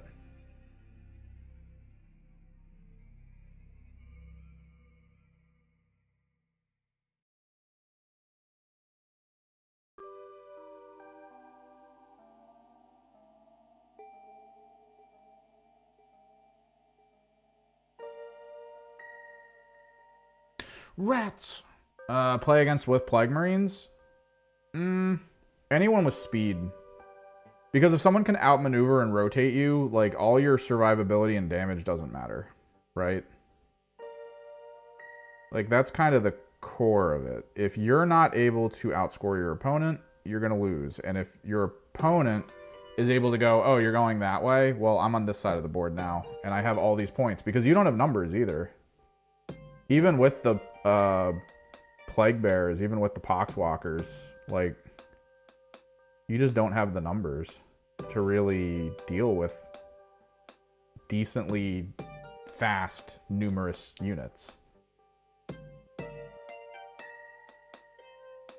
You're going to easily get handled by them. And that's kind of where the problem lies with Plague Marines. You really need to know what you're about to do strategically before any actions are taken.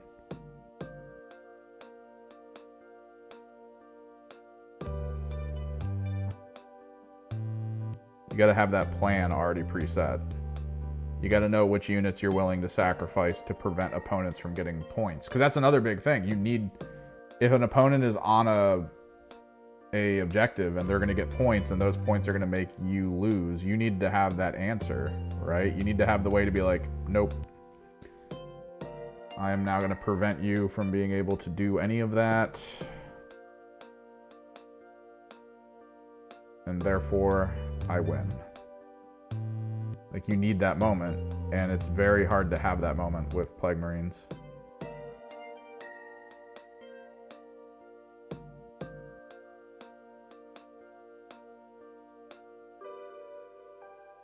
Some maps favor durability over speed, and those are usually good.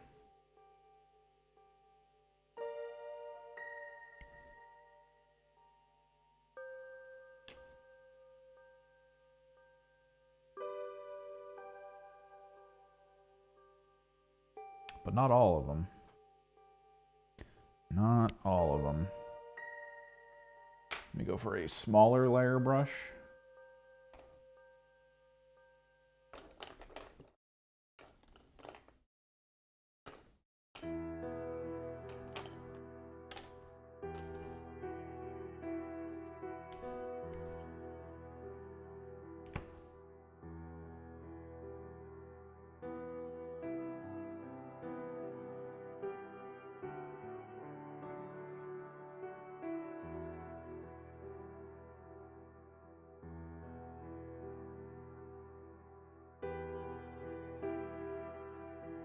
We need to hit very specific spots with this color.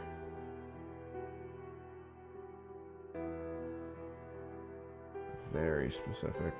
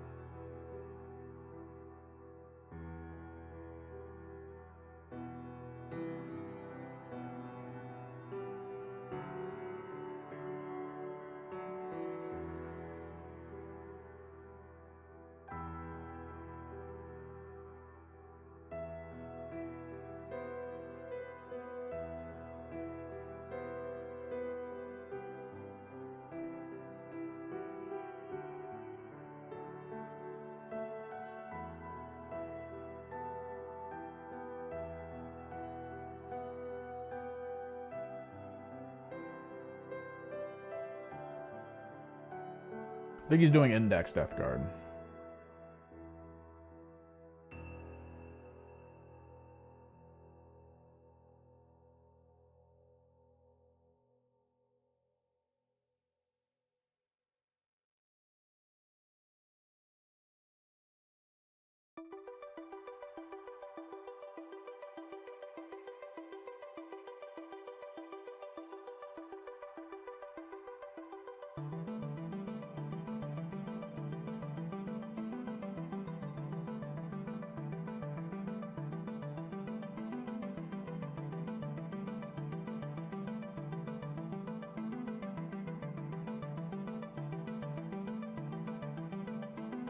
Or a compendium, rather, I guess.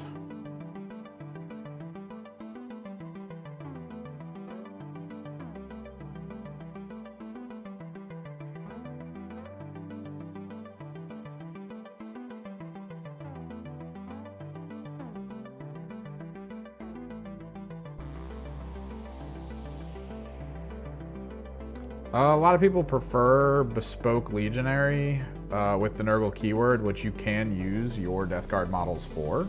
The bases are the same size. A lot of the models have the same feeling. Like, if you're going to do the Great Plague Cleaver, that's your Butcher. You could consider Contagion Mace and Axe Guy your, what is it, Anointed. Or Shrieve Talon. If you have a double dagger wielder, there's your Shrieve Talon. Like, there's a lot of conceptual crossover between the Legionary stuff as well as the Death Guard kill team. And the Nurgle mark is considered very strong. for Legionary. It's definitely up there. A lot of people prefer the concept of like Corn, and usually they attach the Corn stuff with Nurgle units to hold points down. But I've also noticed that if you choose the Corn route, or choose the melee route, Nurgle units in melee are actually very horrifying because of the whole, they give the injured aura function, their survivability enhancements help them get to the front line without taking too much damage. Like, it's actually really good to just go Nurgle, like straight up, throughout the whole concept. From the heavy weapons trees, you would probably, if you had a Blight Spewer, you would, or not a Blight Spewer, the Blight Launcher, you would just have to be like, hey, this is a heavy bolter, hey, this is an autocannon, or something. Just mark it down so everyone knows. It's perfectly fine.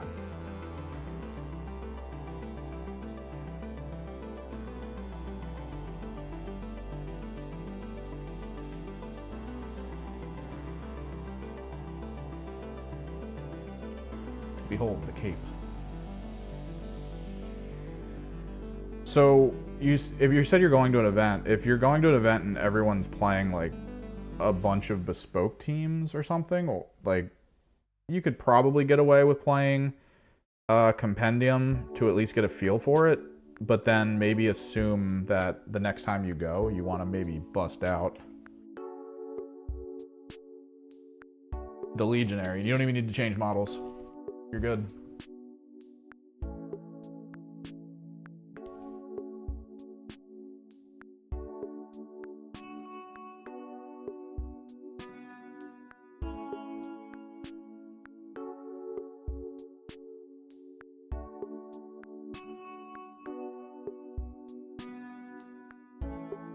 I think he has an all-over cloak.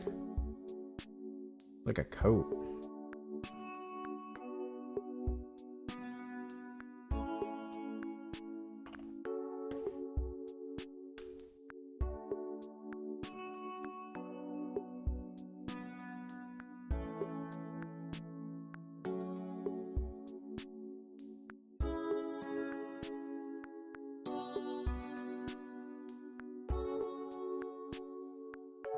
This is why I wish tournaments and venues were like up front about being like new, being good for like new players and stuff. Cause like I think that'd be great, right? To like properly get a tournament out there that's like, hey,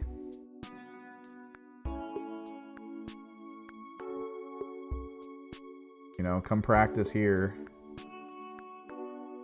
Leave the sweat at the door or whatever.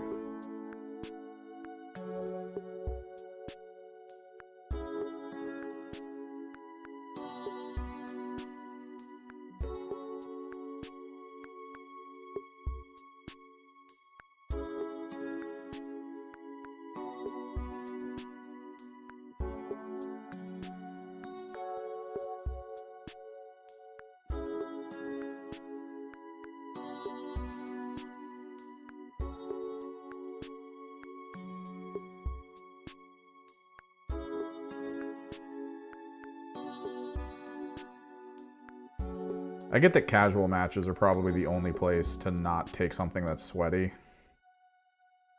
I kind of get that, but like, I really prefer to go to a tournament scene and be like, hey man, enjoy fighting my 0 Cabal point 1,000 Sun list or whatever. Like, just do something weird. Just be weird. Hashtag just be weird.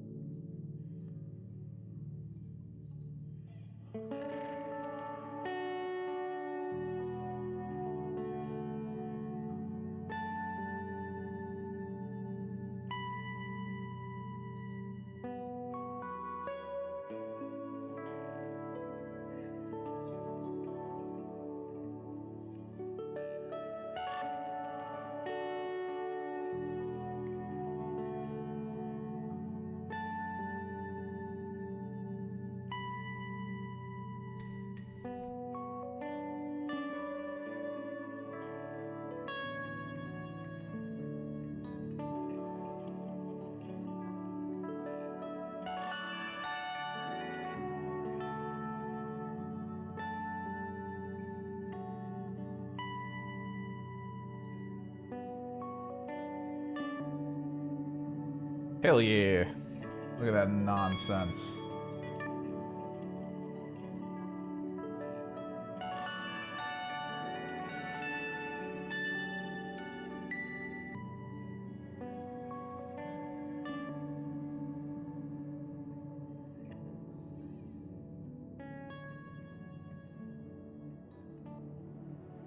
Let's pick an armor color. I feel like we're going to go brass for a lot of things except the head blade. The head blade will probably be the gunmetal. Same thing here, brass, gunmetal. So what we're going to want to start with is a brown, really dark brown.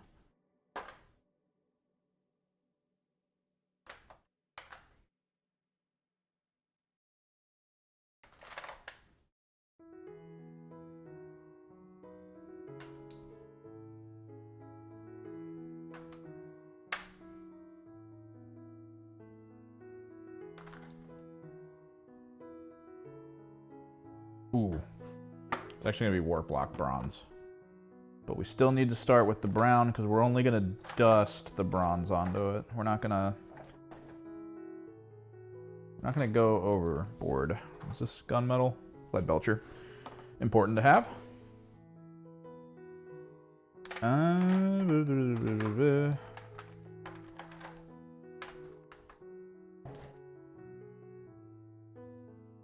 Where's my good dark brown? Not looking for a contrast here. I want it mostly to be done in layers. Needs to be darker than Blood Screamer or Blood Reaver. I'm pretty sure I had a really, really just dark brown. Thondia. We gotta be careful with Thondia though.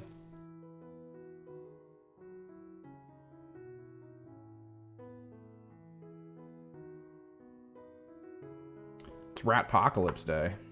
But yeah, we have to be careful with Thondia, because Thondia is a base color, which means it is extremely thick and pigmented, so I gotta kind of water it down a little bit.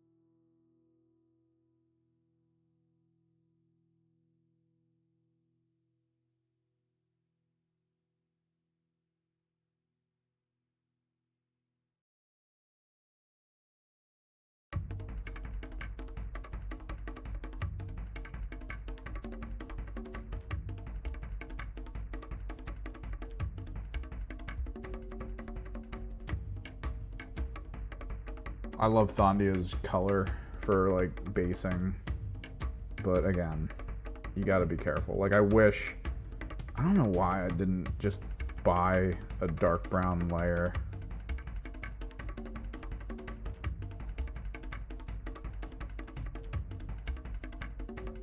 It would have made so much stuff so much easier. You really do need to be careful with the basing colors. I did the same thing with a couple greens. Like, genuinely don't know why I bought, like, Wog Flesh. Since Wog Flesh is just like, yo, I'm a basing green. And it's like a light green, too, which is not super useful.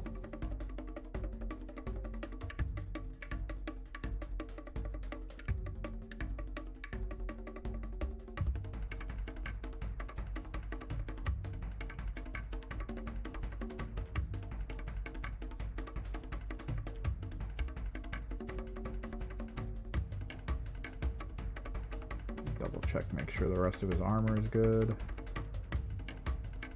Don't need to hit any other points.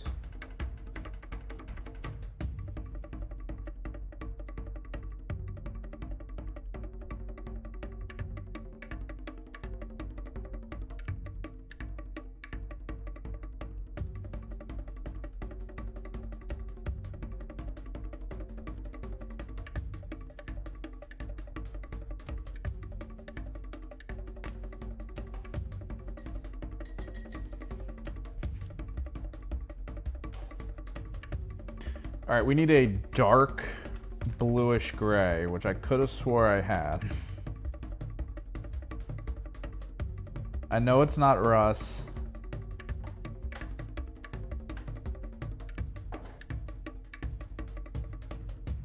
Russ is a little too light. The thing is, I think the dark bluish gray I bought is a contrast. So, like, it might work if we apply it properly. Maybe.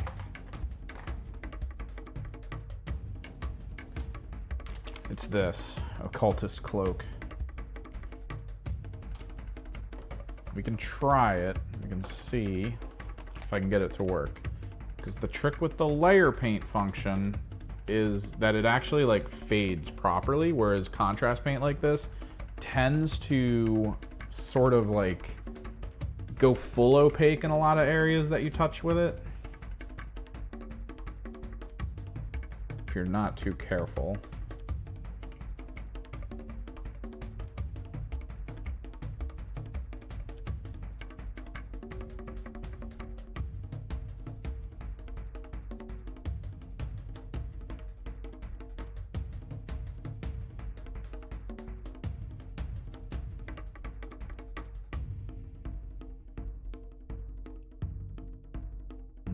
Maybe we mix in a little bit of Necromancer Cloak. Not fully bluish gray, but it's enough in the gray direction that I'm okay with it. Pull that out. Necromancer Cloak.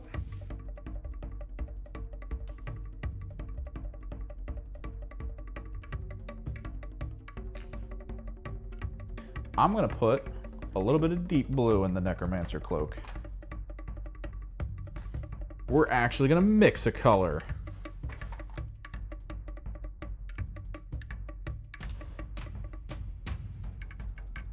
A little dab of deep blue.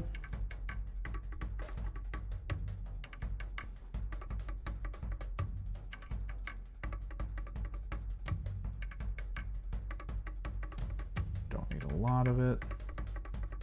It just needs to be cool. It needs to be like a cool tinged gray. That's all I want.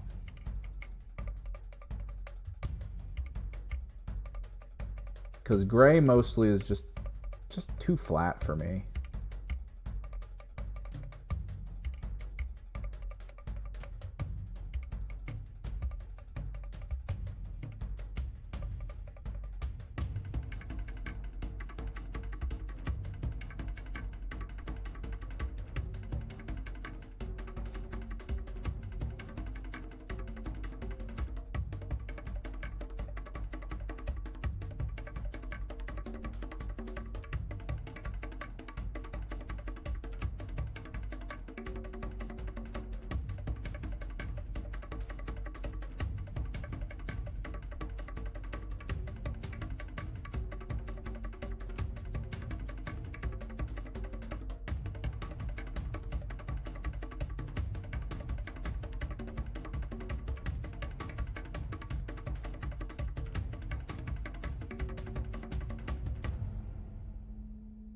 gonna try to stop neglecting the bass.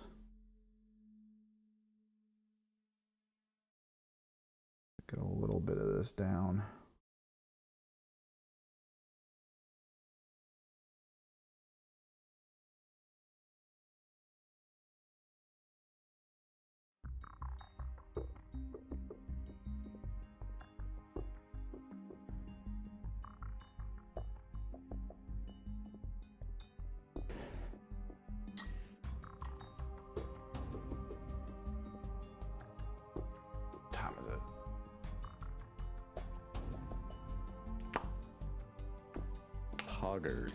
Poggers.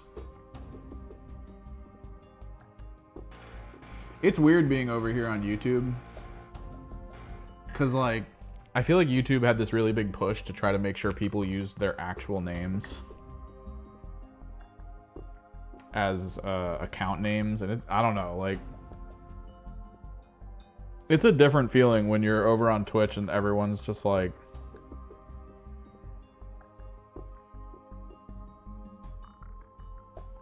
you got followed by Isotope Blue 420. And over here, it's just like, you got followed by, like, Frank Thompson. It's like, who's Frank? Why? It feels weird. Like, it feels a little...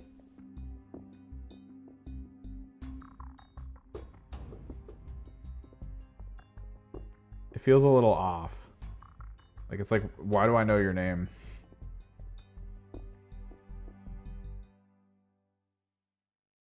So what we're gonna do with the metallics, we're not gonna leave it as like this, like the flat metallic. We're gonna actually highlight it as well.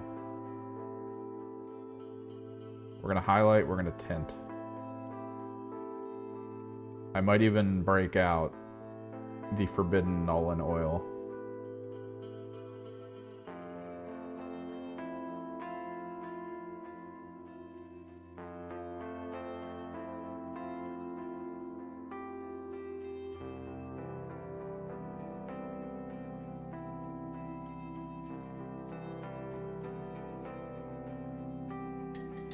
Yeah, we'll probably use Druchii Purple. I'm doing it, man. I'm taking the plunge. I'm gonna get everyone that ever pops in here to go like, I use Druchii Violet over Nolan Oil any day. If I can change the minds, adjust the masses, I'll be happy. Alright, we start with Warplock Bronze. We'll probably apply like an edge highlight of actual brass.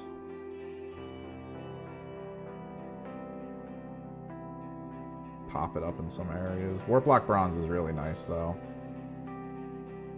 I like that it's sort of like a really dark reddish bronze color.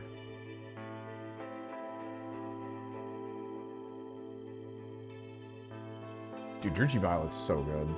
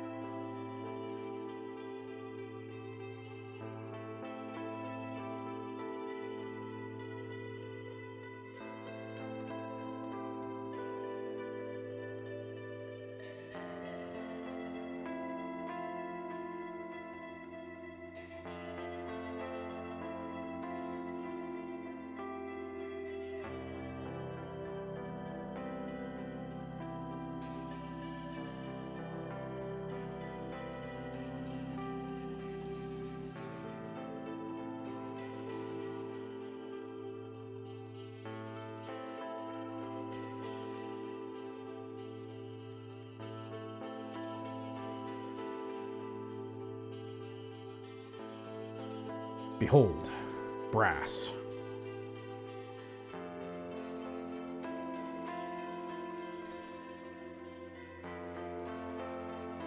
I realize the average viewer will probably be like, why did you not just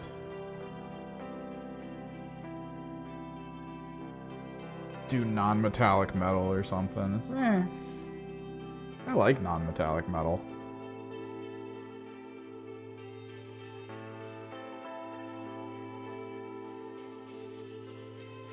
But there's a thing, if you use metallic paints well through shaders, like good undercolor, decent dry brush approach, you can actually achieve really cool things by actually using real metal.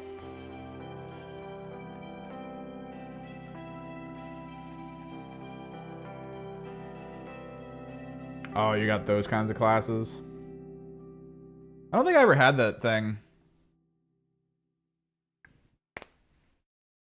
I never really had, my art school kind of sucked for painting classes. Dude, my freshman year in art school fucking sucked, man.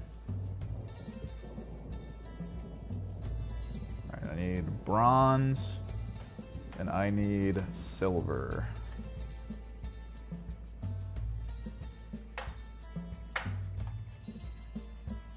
There we are.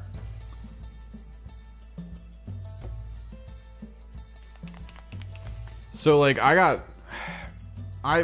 growing up, I mostly did illustration, right? Like that's just what I loved. I did life painting, or not painting, life drawing occasionally. And that's fine, you know, get some cool stuff done. But my whole thing was like pens and inks and stark colors. I loved this in the form of like more standardized art, like just straight up physical craft. It's like my favorite thing ever.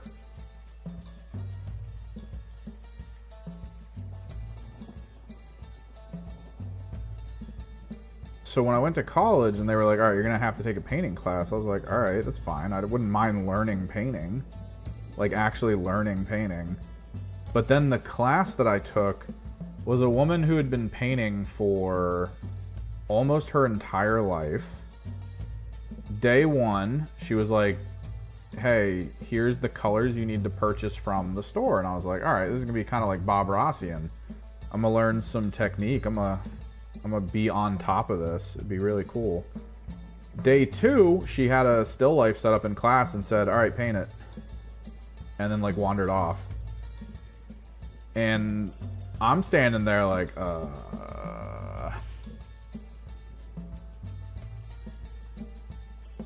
like, do you want me to bust out some inks? I'll ink it.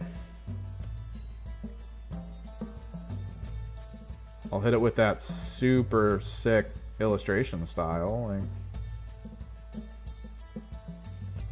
but if you want me to actually fully draw this, like fully paint it, what am I looking at? Like,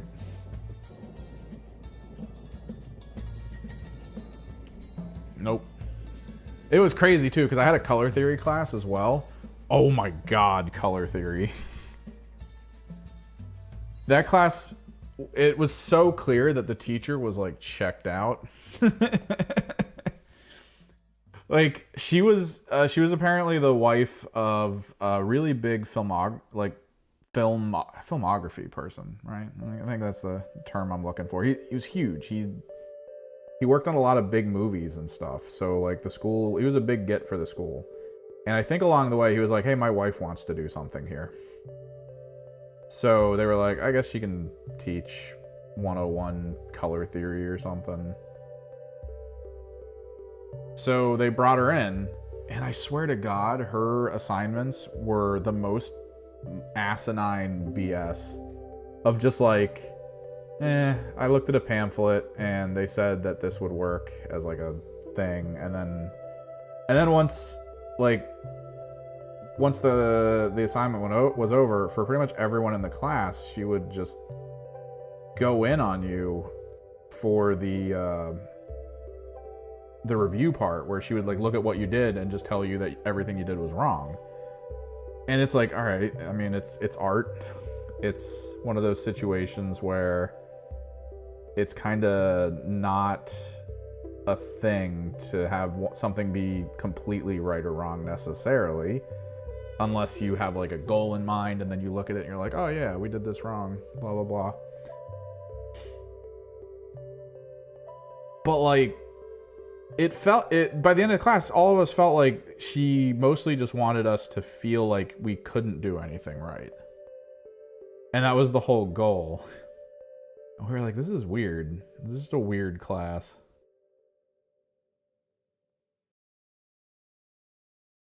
All right, metallics are pretty much done and highlighted. Let's get a little bit of shading in though. Reichland flesh on the brass. I just remember though, I remember the last day of that class for color theory. I remember being like, you know what, screw this. Cause like everything I did, one day she was like, all right, go rent a camera from the photography department. Now the issue with telling us that is we were freshmen, which meant we were on the bottom of the rung of who was getting cameras. Because if you were actually a photography major, you got a camera. Like that was how it worked. So you had to sign up and they would give you a time to potentially get your camera. And if you showed up, they were like, oh, a senior came in and needed it, so screw you. It's like, all right, cool. So I had to like just kind of make do with what I had camera-wise. And take pictures. And her whole thing was go around the city and take pictures of stuff that is like a color. Pick a color and take pictures of things that feel like that color and then put them in a collage. So I did. And that was the assignment. Word for word, collage colors that you pick. Like just pick one color, collage it. So I did that. I did that along with everyone else. And she looked at everyone's work and went, this is wrong, you did this wrong, this isn't what I asked for. Every single, I think we had her for 2 classes basically. The intro to like general art and then color theory is like a 102 class. We did not know that that was about to happen. So what ended up happening was she had the anonymous, you know, student teacher cards, like report card, where the students talk about what the teacher did in class and like how we felt it worked or helped us. Every single one of us just went in and was like, I don't know why she's a teacher here. She doesn't seem to have actual goals for any of us to achieve. Like, we just went in. And then we all got our schedules for next year and we had her again. And when we went in, I was like, well, at least they were anonymous. And she was like, so a lot of you apparently hate me as a teacher? I was like, oh God. Why would they do this? It was a horrible time, man. But it is what it is. And when I was taking that painting class with the teacher who didn't want to teach us how to paint, and instead just wanted to like paint her own stuff while standing around in class, I remember the painting teacher hung stuff up in one of the main buildings, and then my color theory teacher brought us to that showing, and then the whole time was just standing there like, this is all mediocre. Why does this person think she's an artist? I was like, holy crap, what's wrong with you, lady? You can't even turn it off. Like, Jesus.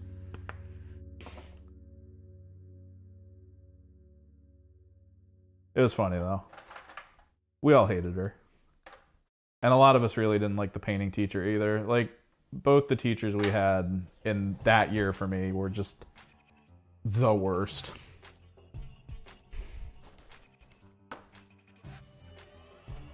I have some plans. I'm brewing plans.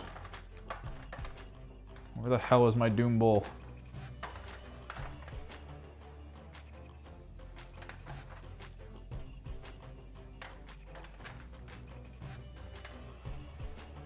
Yeah, no, it wasn't great. A lot of us thought it was pretty crappy.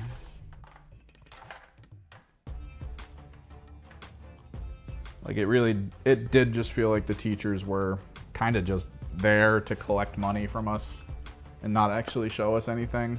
I only had a few teachers in the 4 years I went to college who felt like they actually were trying to teach us stuff, where you would go to class and they would be like, so there's this method and technique I'm going to show you guys that will hopefully speed up your workflow. And I was like, oh, we're doing it. One teacher my senior year was like, hey, I realized looking through the curriculum of this school that none of you know how to write a contract or read a contract. I would like to fix this. And I was like, oh, thank God.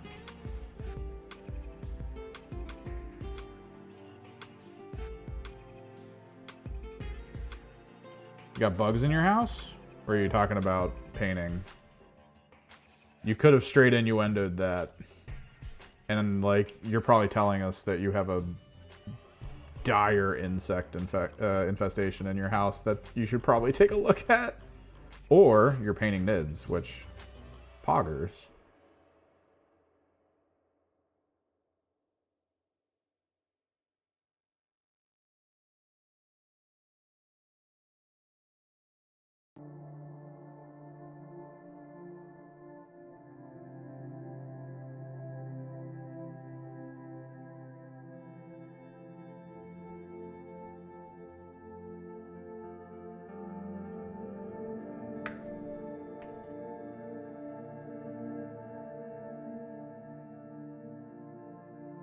Nah, dude, though, our college was friggin' terrible. Was not a good idea.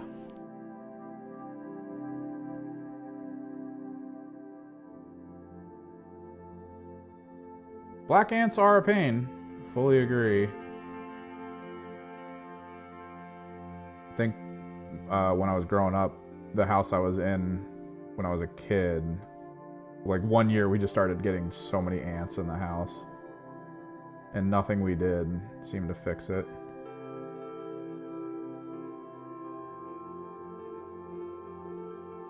We had exterminators come over a lot. Poggers.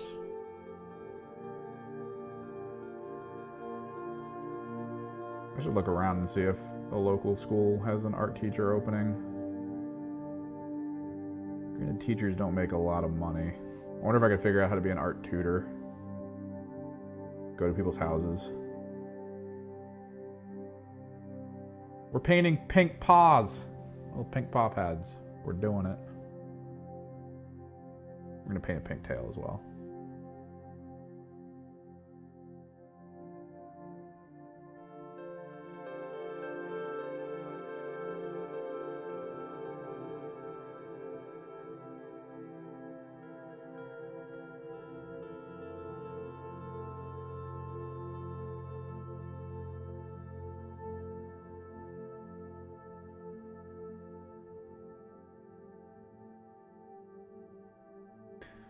I feel like it really does depend on the college you go to and the people you have access to. Like, I didn't have any real good classes until I got to a certain point in the college where, yet again, like, this is kind of what was weird. Like I said, the teacher I had my freshman year felt like her husband, in like one of the biggest people in the cinematography, the film side of the school, was like, yo, my wife wants to work here. And they were like, I guess we have to do that. In a similar situation, one of the big illustrator teachers was like, hey, my husband wants to work here. He's a retired agent for artists.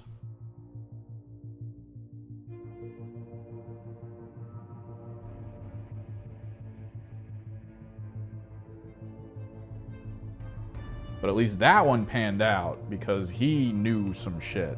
Like, he knew his stuff.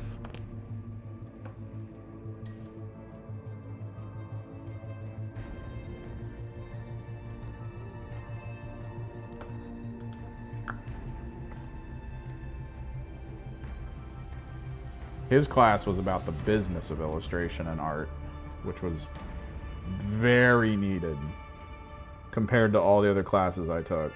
Like, his class was peak.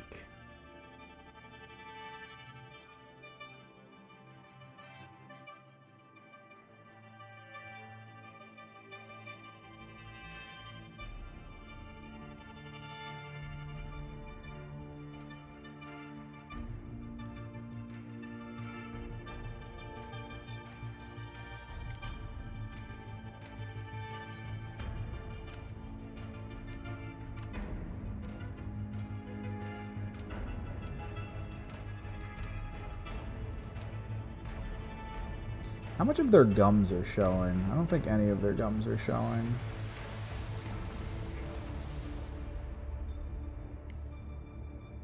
We're gonna go white fur on this guy. In honor of that white fur frickin' rat we saw today. Or yesterday, rather. We're gonna try to white fur this guy out.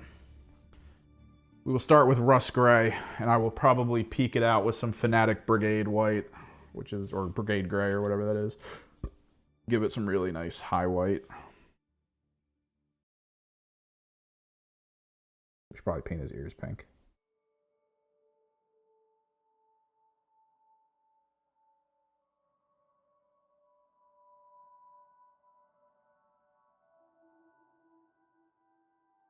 Ears and nose.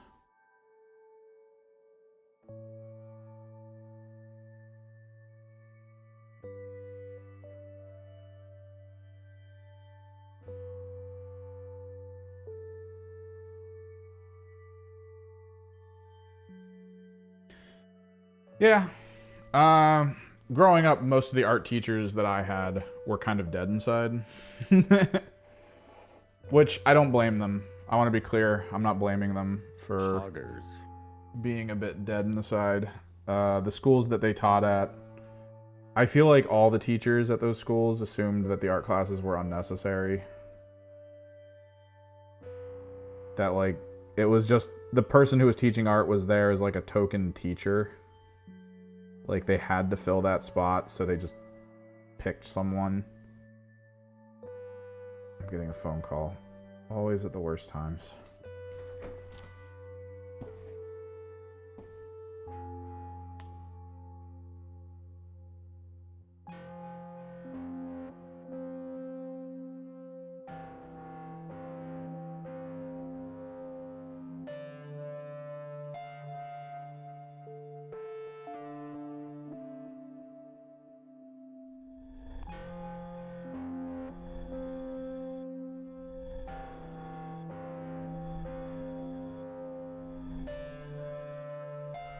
Alright.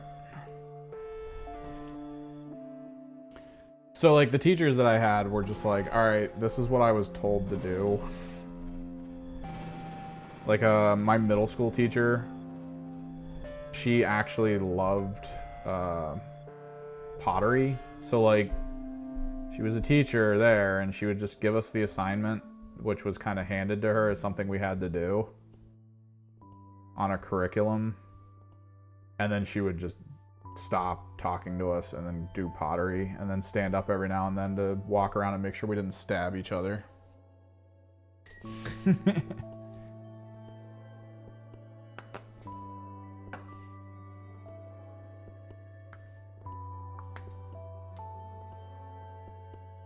And you could kind of sense that they were just like, whatever. But then the moment one of us was like, hey, I'm actually kind of talented and skilled, it was like shocking to them. Like genuinely shocking to them. But like shocking in a way where they didn't have a direct history of dealing with like students who are actually looking to learn. And I mean, art is such a wide spectrum that most of my teachers were ceramic artists. And when I was like, hi, I'm an illustrator, they were like, I don't know what to do with you.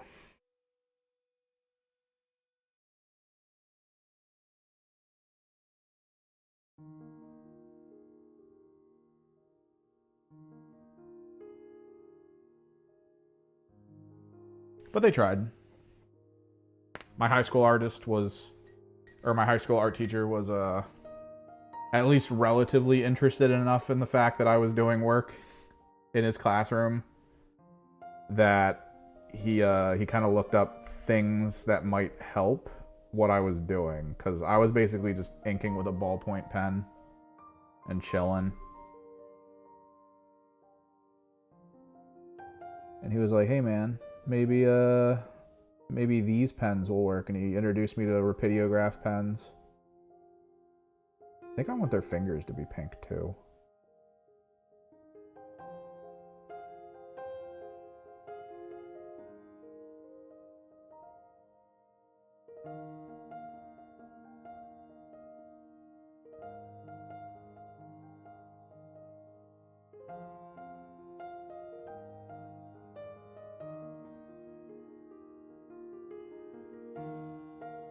But my life was one of those situations where until I actually went to art college, I didn't know Bristol paper existed.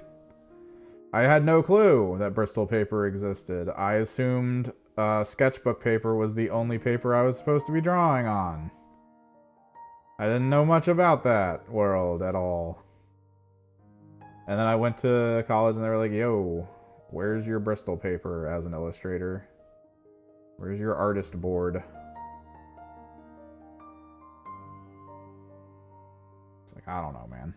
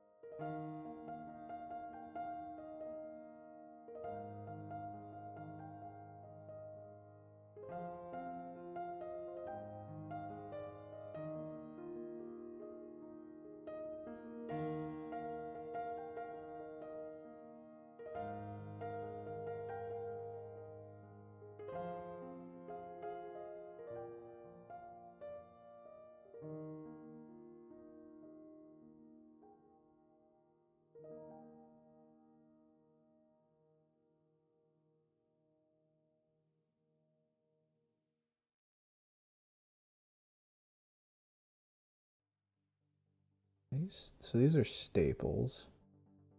They're all staples.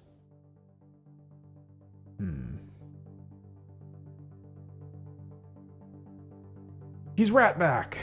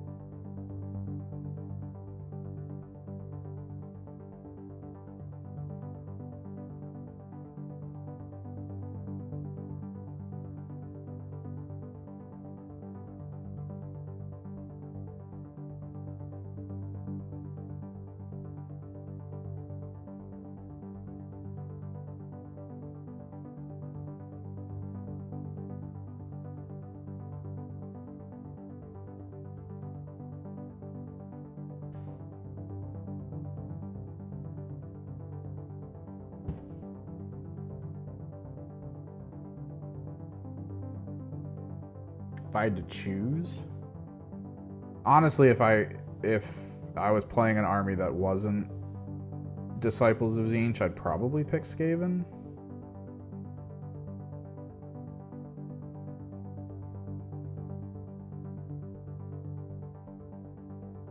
I do like them as a team. They're pretty cool.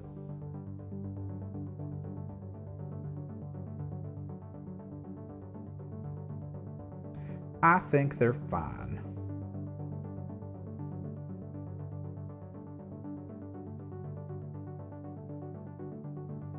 They're quite poggers.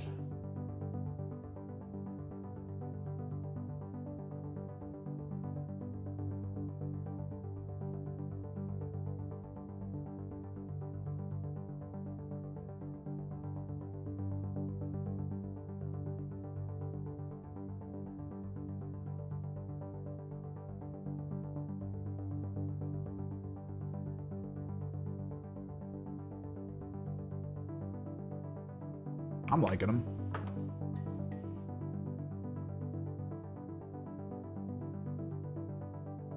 I just like the idea of they're scavengers, but somehow they're able to get their hands on like components like what you're seeing here, where it feels like that this helmet, it feels crafted, right? Like it feels like someone built this helmet for the explicit purpose of a leader wearing it.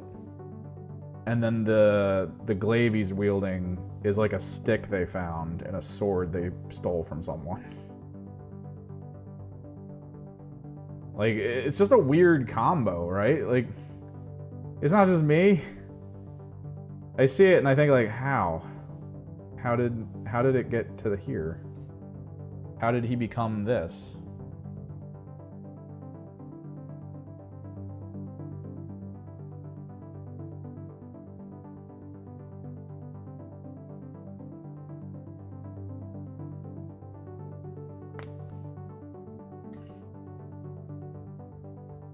All right, we don't want to go pure white, but Fanatic's Brigade Gray is actually insanely close to white. Insanely close. It's like 2% gray.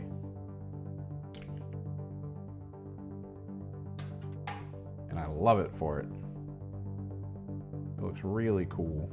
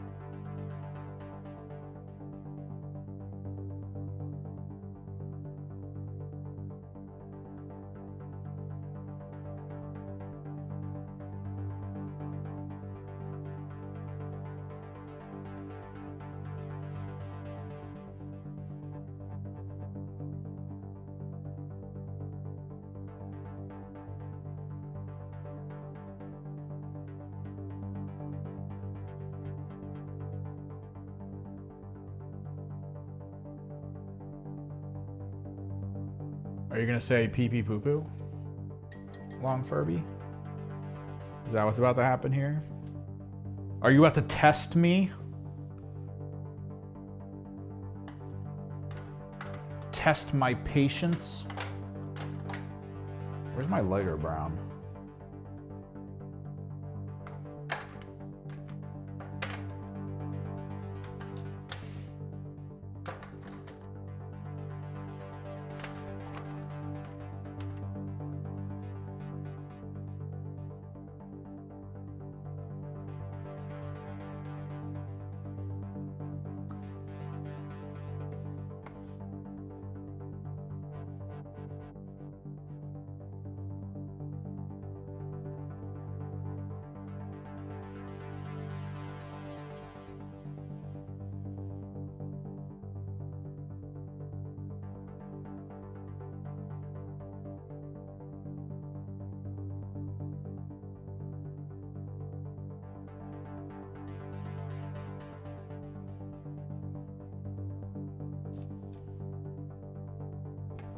I think we'll Reichland Flesh Shade the wood.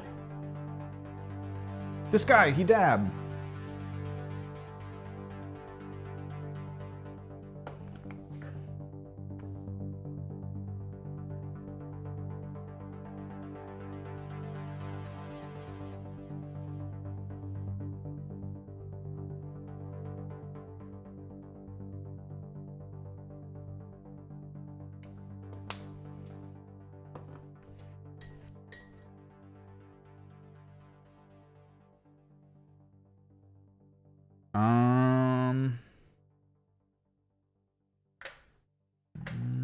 Where is it messy?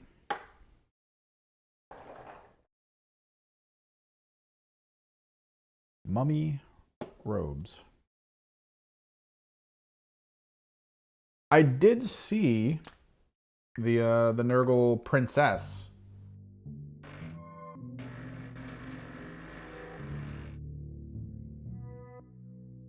The thing is, I kind of love those models, but because I also want to go to a tournament, and you can't exactly play stand-in models at like every tournament. Some you can. The last one I went to, they were cool with STL prints. But like if ever there was a grand tournament or something going on and I was like, I want to go, I'd have to have an actual model on hand.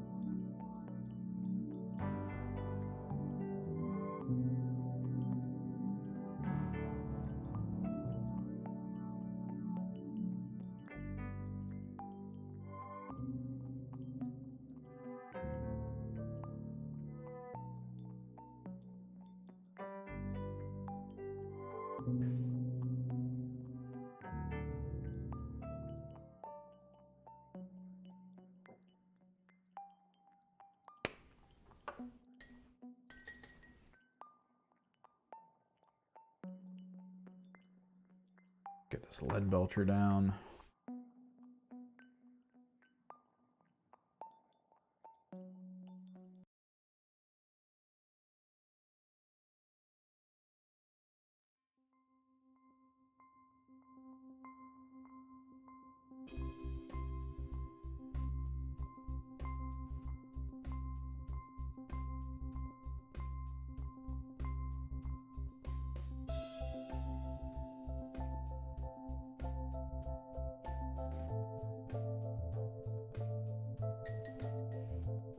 Need a dark-ish gray, but not like a super dark gray.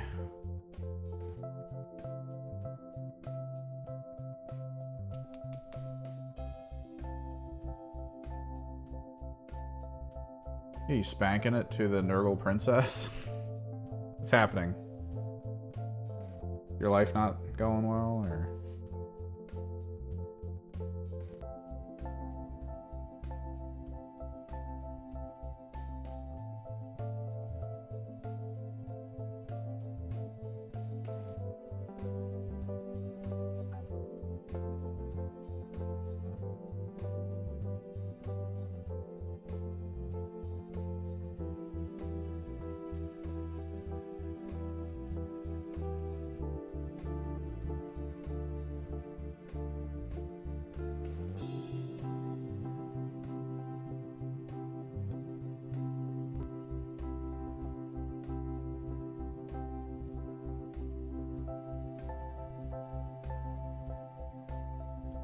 I mean, I'm not kink shaming.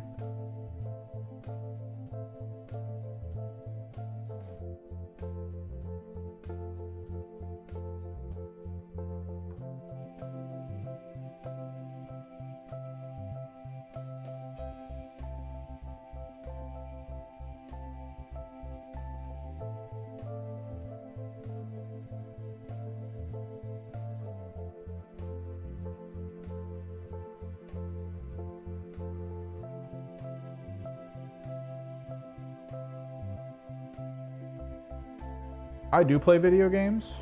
I haven't really played a lot recently, though. For me, Gigantic came back out. Like, Gigantic was a hero arena MOBA thing that I fell in love with like a decade ago. Microsoft mishandled it, and then it died. Like, they sold it off to Perfect World. Perfect World went, hey, you gotta be successful in a month. And they were like, this is what we got. And they were like, not enough, bye. And then shuttered the company, which was sad for a lot of us. There was a really big, crazy community built around Gigantic. We loved the hell out of that game.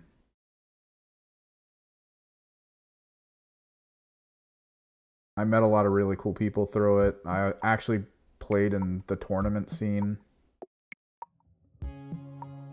Oh, this is not what I thought it was. I actually played in the tournament scene a little bit. It was fun, and it came back recently. A lot of people were really excited. I kept my excitement in check, because I knew. Oh, I knew.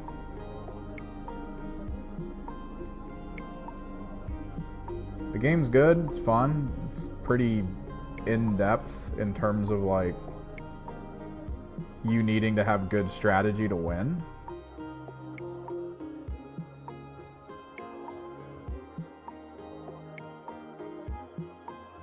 Basically.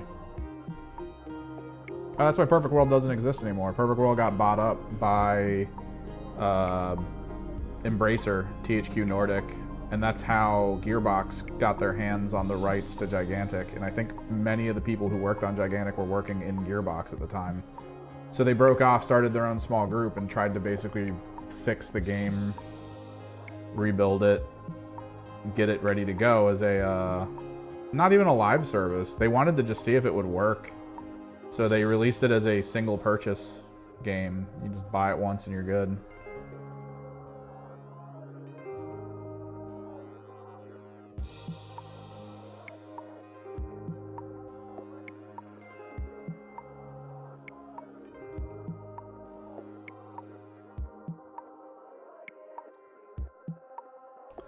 And I love it. It's the kind of competitive character game that I actually enjoy playing. But again, I assumed it wasn't gonna last, and I think there's only like 200 players on Steam right now. At this point, I want to say console is carrying it. But a lot of the people I watch who came back to streaming literally for this game, they've been streaming it, they've been playing it, and they've literally been playing against the same people. Like, I'm seeing the same names on the enemy team more and more.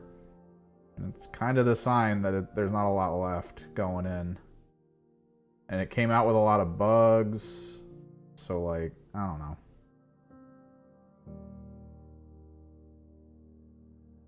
I still enjoyed playing it the second time around. It's still a great game that's probably going to fall and be lost to time, even though it's actually really good.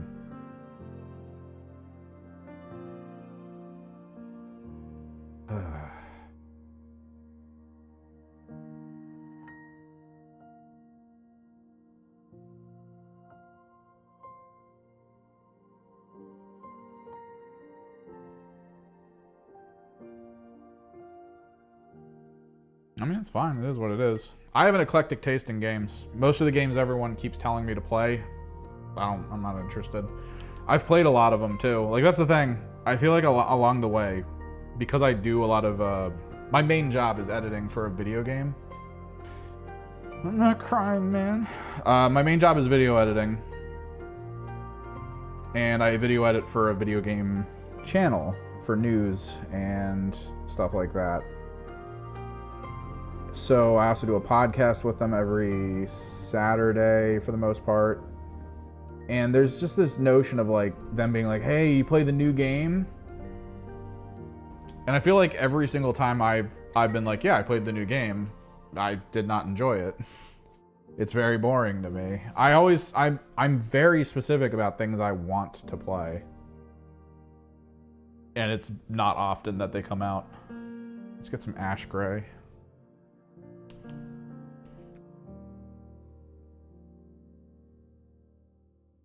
I might get back into Valheim. I don't know. Valheim took a ton of my time the first time I played it. I loved Valheim. And they just dropped the Ashlands. Something I've been interested in since the inception of that game.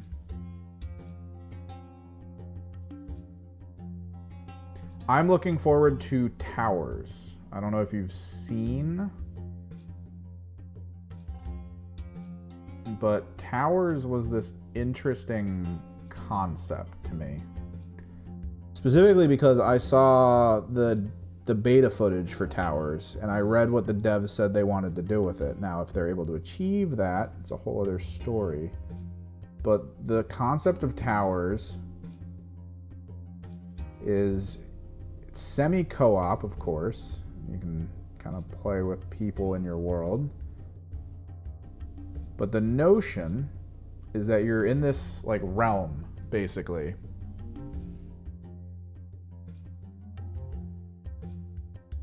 And you're able to, you're trying to like carve a life for your tribe. But the promised land that you're in isn't like what you expected. There's a lot of like death and decay and all this. So you have to kind of almost magically terraform that place to fit your people. But like there's this underlying concept of life and death that seems to be autonomous. Like the decay can go into areas and bring it down, but then there's these deities, these beings that could go into that same area and bring it back to life just by walking through it.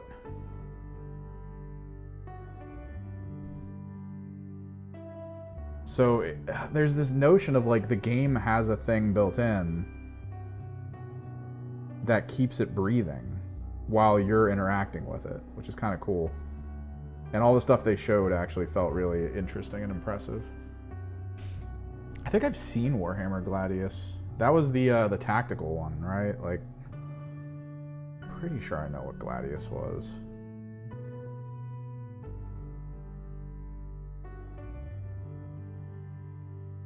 Never really picked it up though. I've played a couple Warhammer PC games. Dawn of War was always my favorite. Me and my friends played Inquisition. And I think Mechanicus? I think it was Inquisition. I know Mechanicus was one of them. It was like the Diablo style one, which was kind of cool until you realized all the missions you got into were pretty much all the same.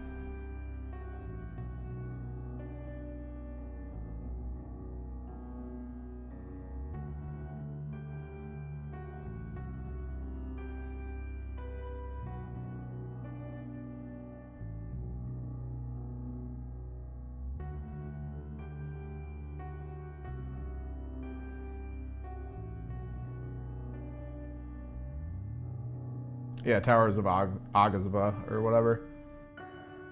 I like seriously, their old beta footage for it and what they talked about. That's a game I'm really interested in. It's genuinely like a living, breathing world with some incredible city building functions with co-op. So if your friends want to join up with whatever you're building, you can do that. I have high hopes, but at the same time, I want to keep my hype in check because I mean. Anytime a company's like, yo, here's the million things we want our game to be, that's usually like step one at not being it.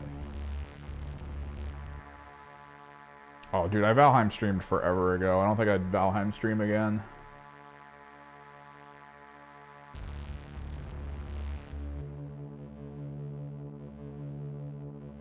I did love Valheim, though. Me and my friends played it. I had a stand-up server for our world. Like, it was always on. They could just come and go as they pleased in the day, even if I wasn't around. I'd get back and my buddy from California would be like, oh man, I got all of our wood restored up, and like my big cabin that I built for the wood would just be like completely brimmed out. He'd be like, then I took all the seeds and I replanted the forest over there so we can have a clear cutting forest that regrows. I was like, oh, cool.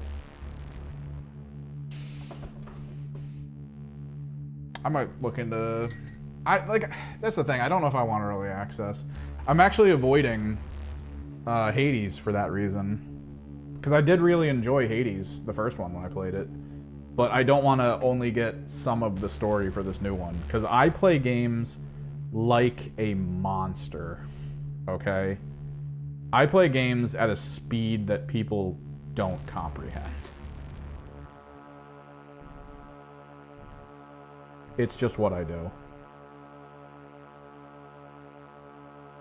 So for someone to be like, oh yeah, it's early access, you can just play it a little bit and see if you like it and, you know, wait for a new patch or something. No. I'd be done that game in like a day. And I'd be kind of mad that there wasn't more. That's just how it keeps working for me. You put a game in front of me, I'm just like, oh, I want to see what the end of this is.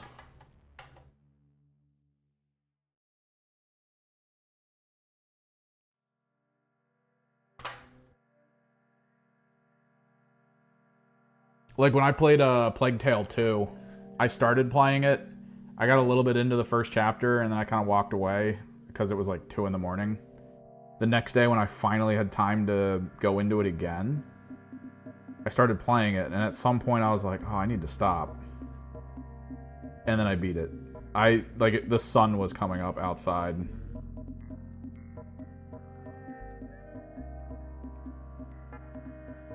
And I just straight beat the game. It was like a 30-hour game. I did it in 2 days. So yeah, you toss me into frickin' Hades, and then I get to the end, and they're like, oh, there's a ton more content coming for story and stuff. I'm gonna be like, well, I'm uninstalling the game now, and I don't really have plans on reinstalling it. So I really wish I played that now. So I'm just holding off. I feel like it'll be good to hold off. Make white leather. Because I want to pull it to the leather side of things.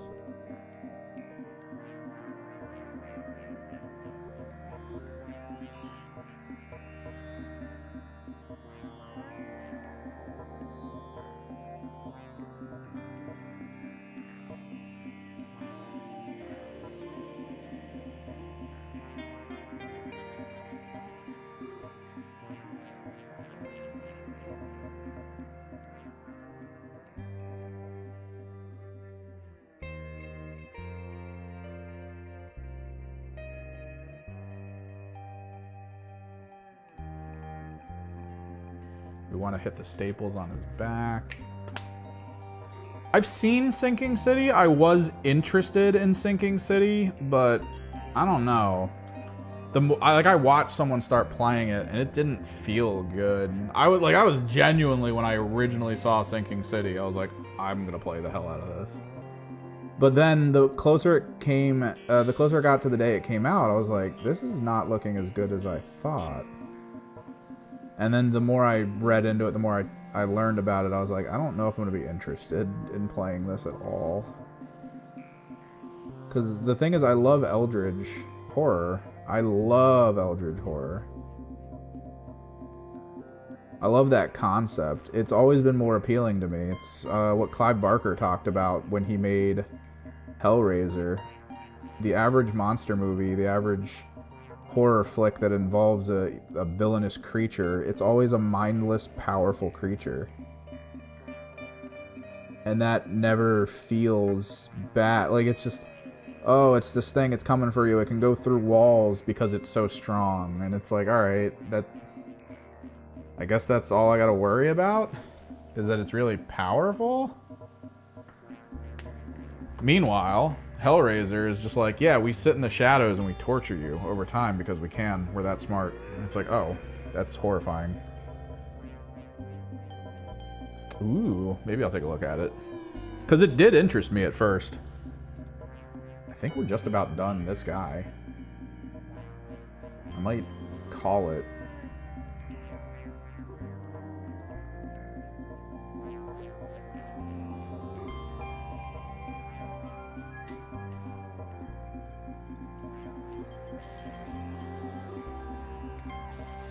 And then we'll just work on the other 3 guys next week. Probably be a lot faster than this guy. No, yeah, because they're not villains all the time. Like, they're not like monsters necessarily. The way it's been put a couple times when I've talked to people about it, an eldritch creature is just a being of nature, right? Like, it's just a force of nature. It's a thing that happens.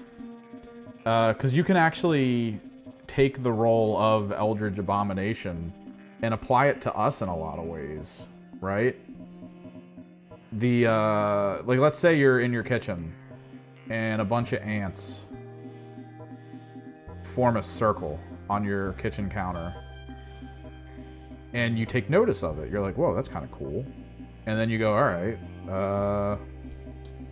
you know, that's kind of interesting. My response to seeing this weirdness is to give them a cube of sugar. That's kind of cool. And the ants are like, oh my god, this greater being, this thing beyond our comprehension, just gave us food because we went in a circle on this table right here. That's pretty sweet. And then they kind of wander off with the cube. Next day, you wake up, you're in the same place, and you look down, and the ants are in that circle again. And you go, all right, that was cool the first time, but now you're just an ant infestation, and I kind of don't want you here, so you kill them. You're an Eldritch Abomination, because you're just doing things by whim, unthinking of the thing you're interacting with.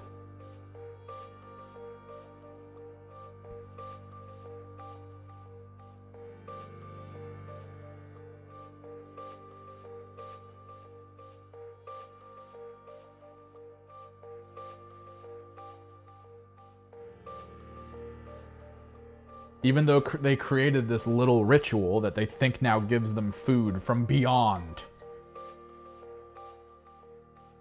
It's actually just not the case.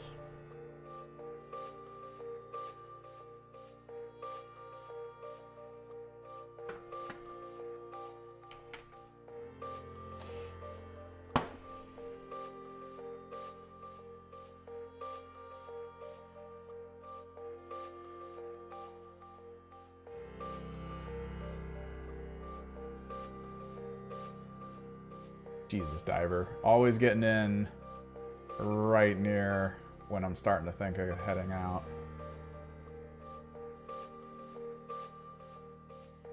Jesus, what'd you... You gotta calm down, my guy.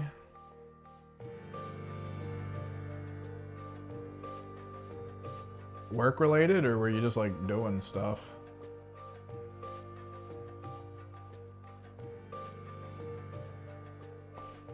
Alright, let me grab the black light.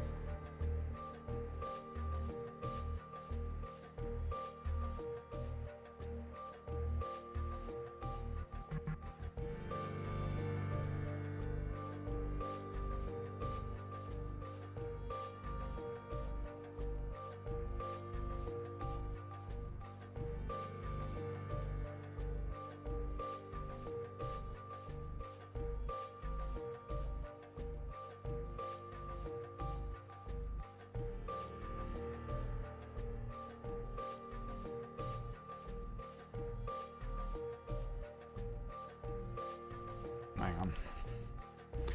There we are.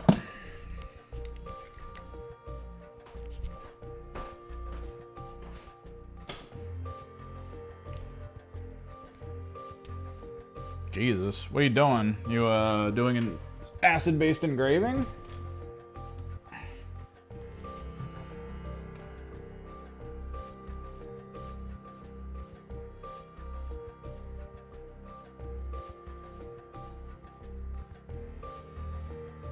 Blacklight doesn't really change much here.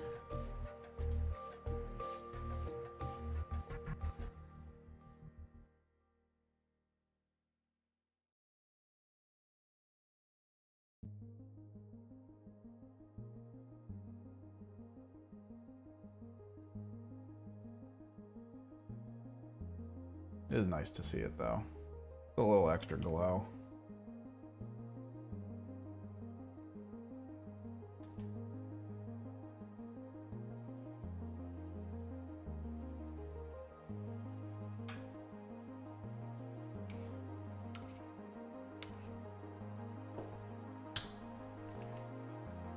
I think we'll call it. Yeah, he was fun. I do like the general look of Skaven. It's nice. And it's cool to see kind of like the initial phase, right? The cobalt on the back, the OSL pink on the front, and then to see the layered results.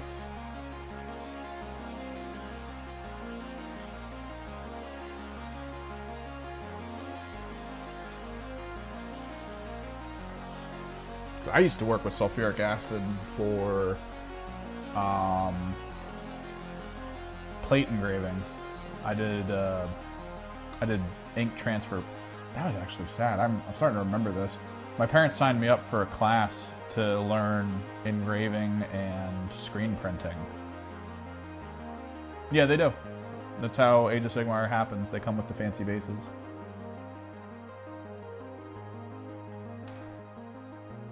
Speaking of which, let's actually...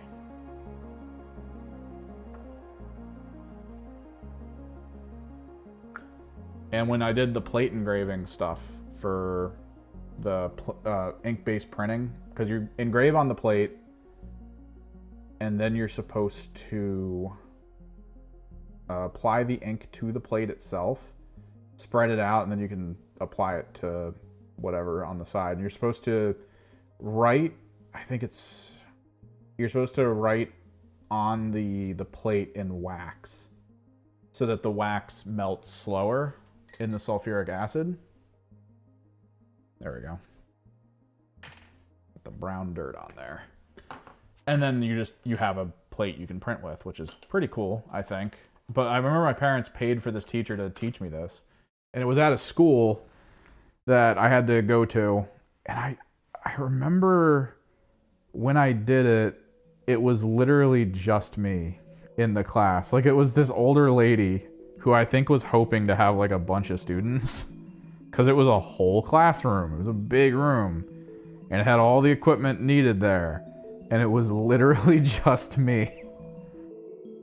And like, looking back, at the time I was like, it's whatever. But then thinking about it from the perspective of she probably did this to try to make some extra money that year. Oh, dude, that had to suck.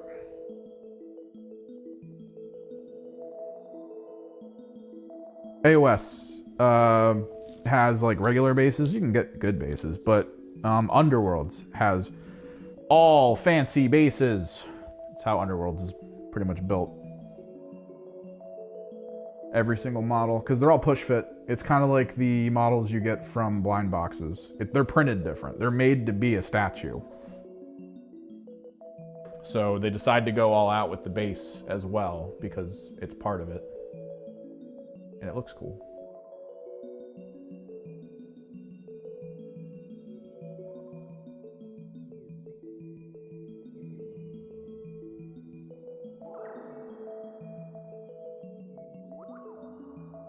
So I'm gonna get my photo booth stuff together. I'm gonna try to take some pictures.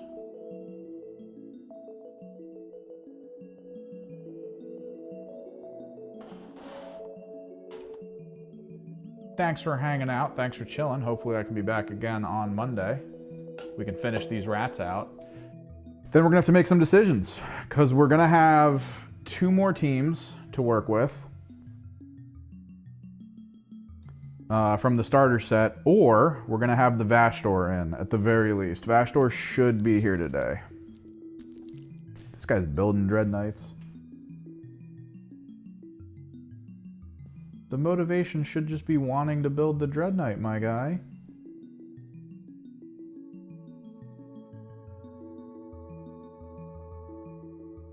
Let me check where these are. They were supposed to be here next week, so I was like, all right, next week, that's fine. But now Vastor is just like, I'll be here today. Oh no, it's the Warpsmiths that are going to be here today. That's actually kind of cool. Vastor is still next week at some point.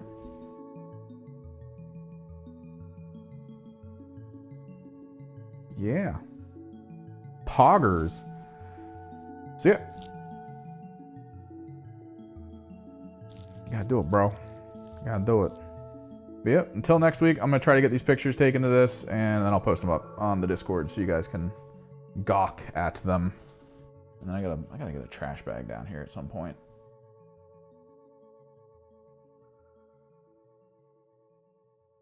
This guy setting demands for all of you to like my stream.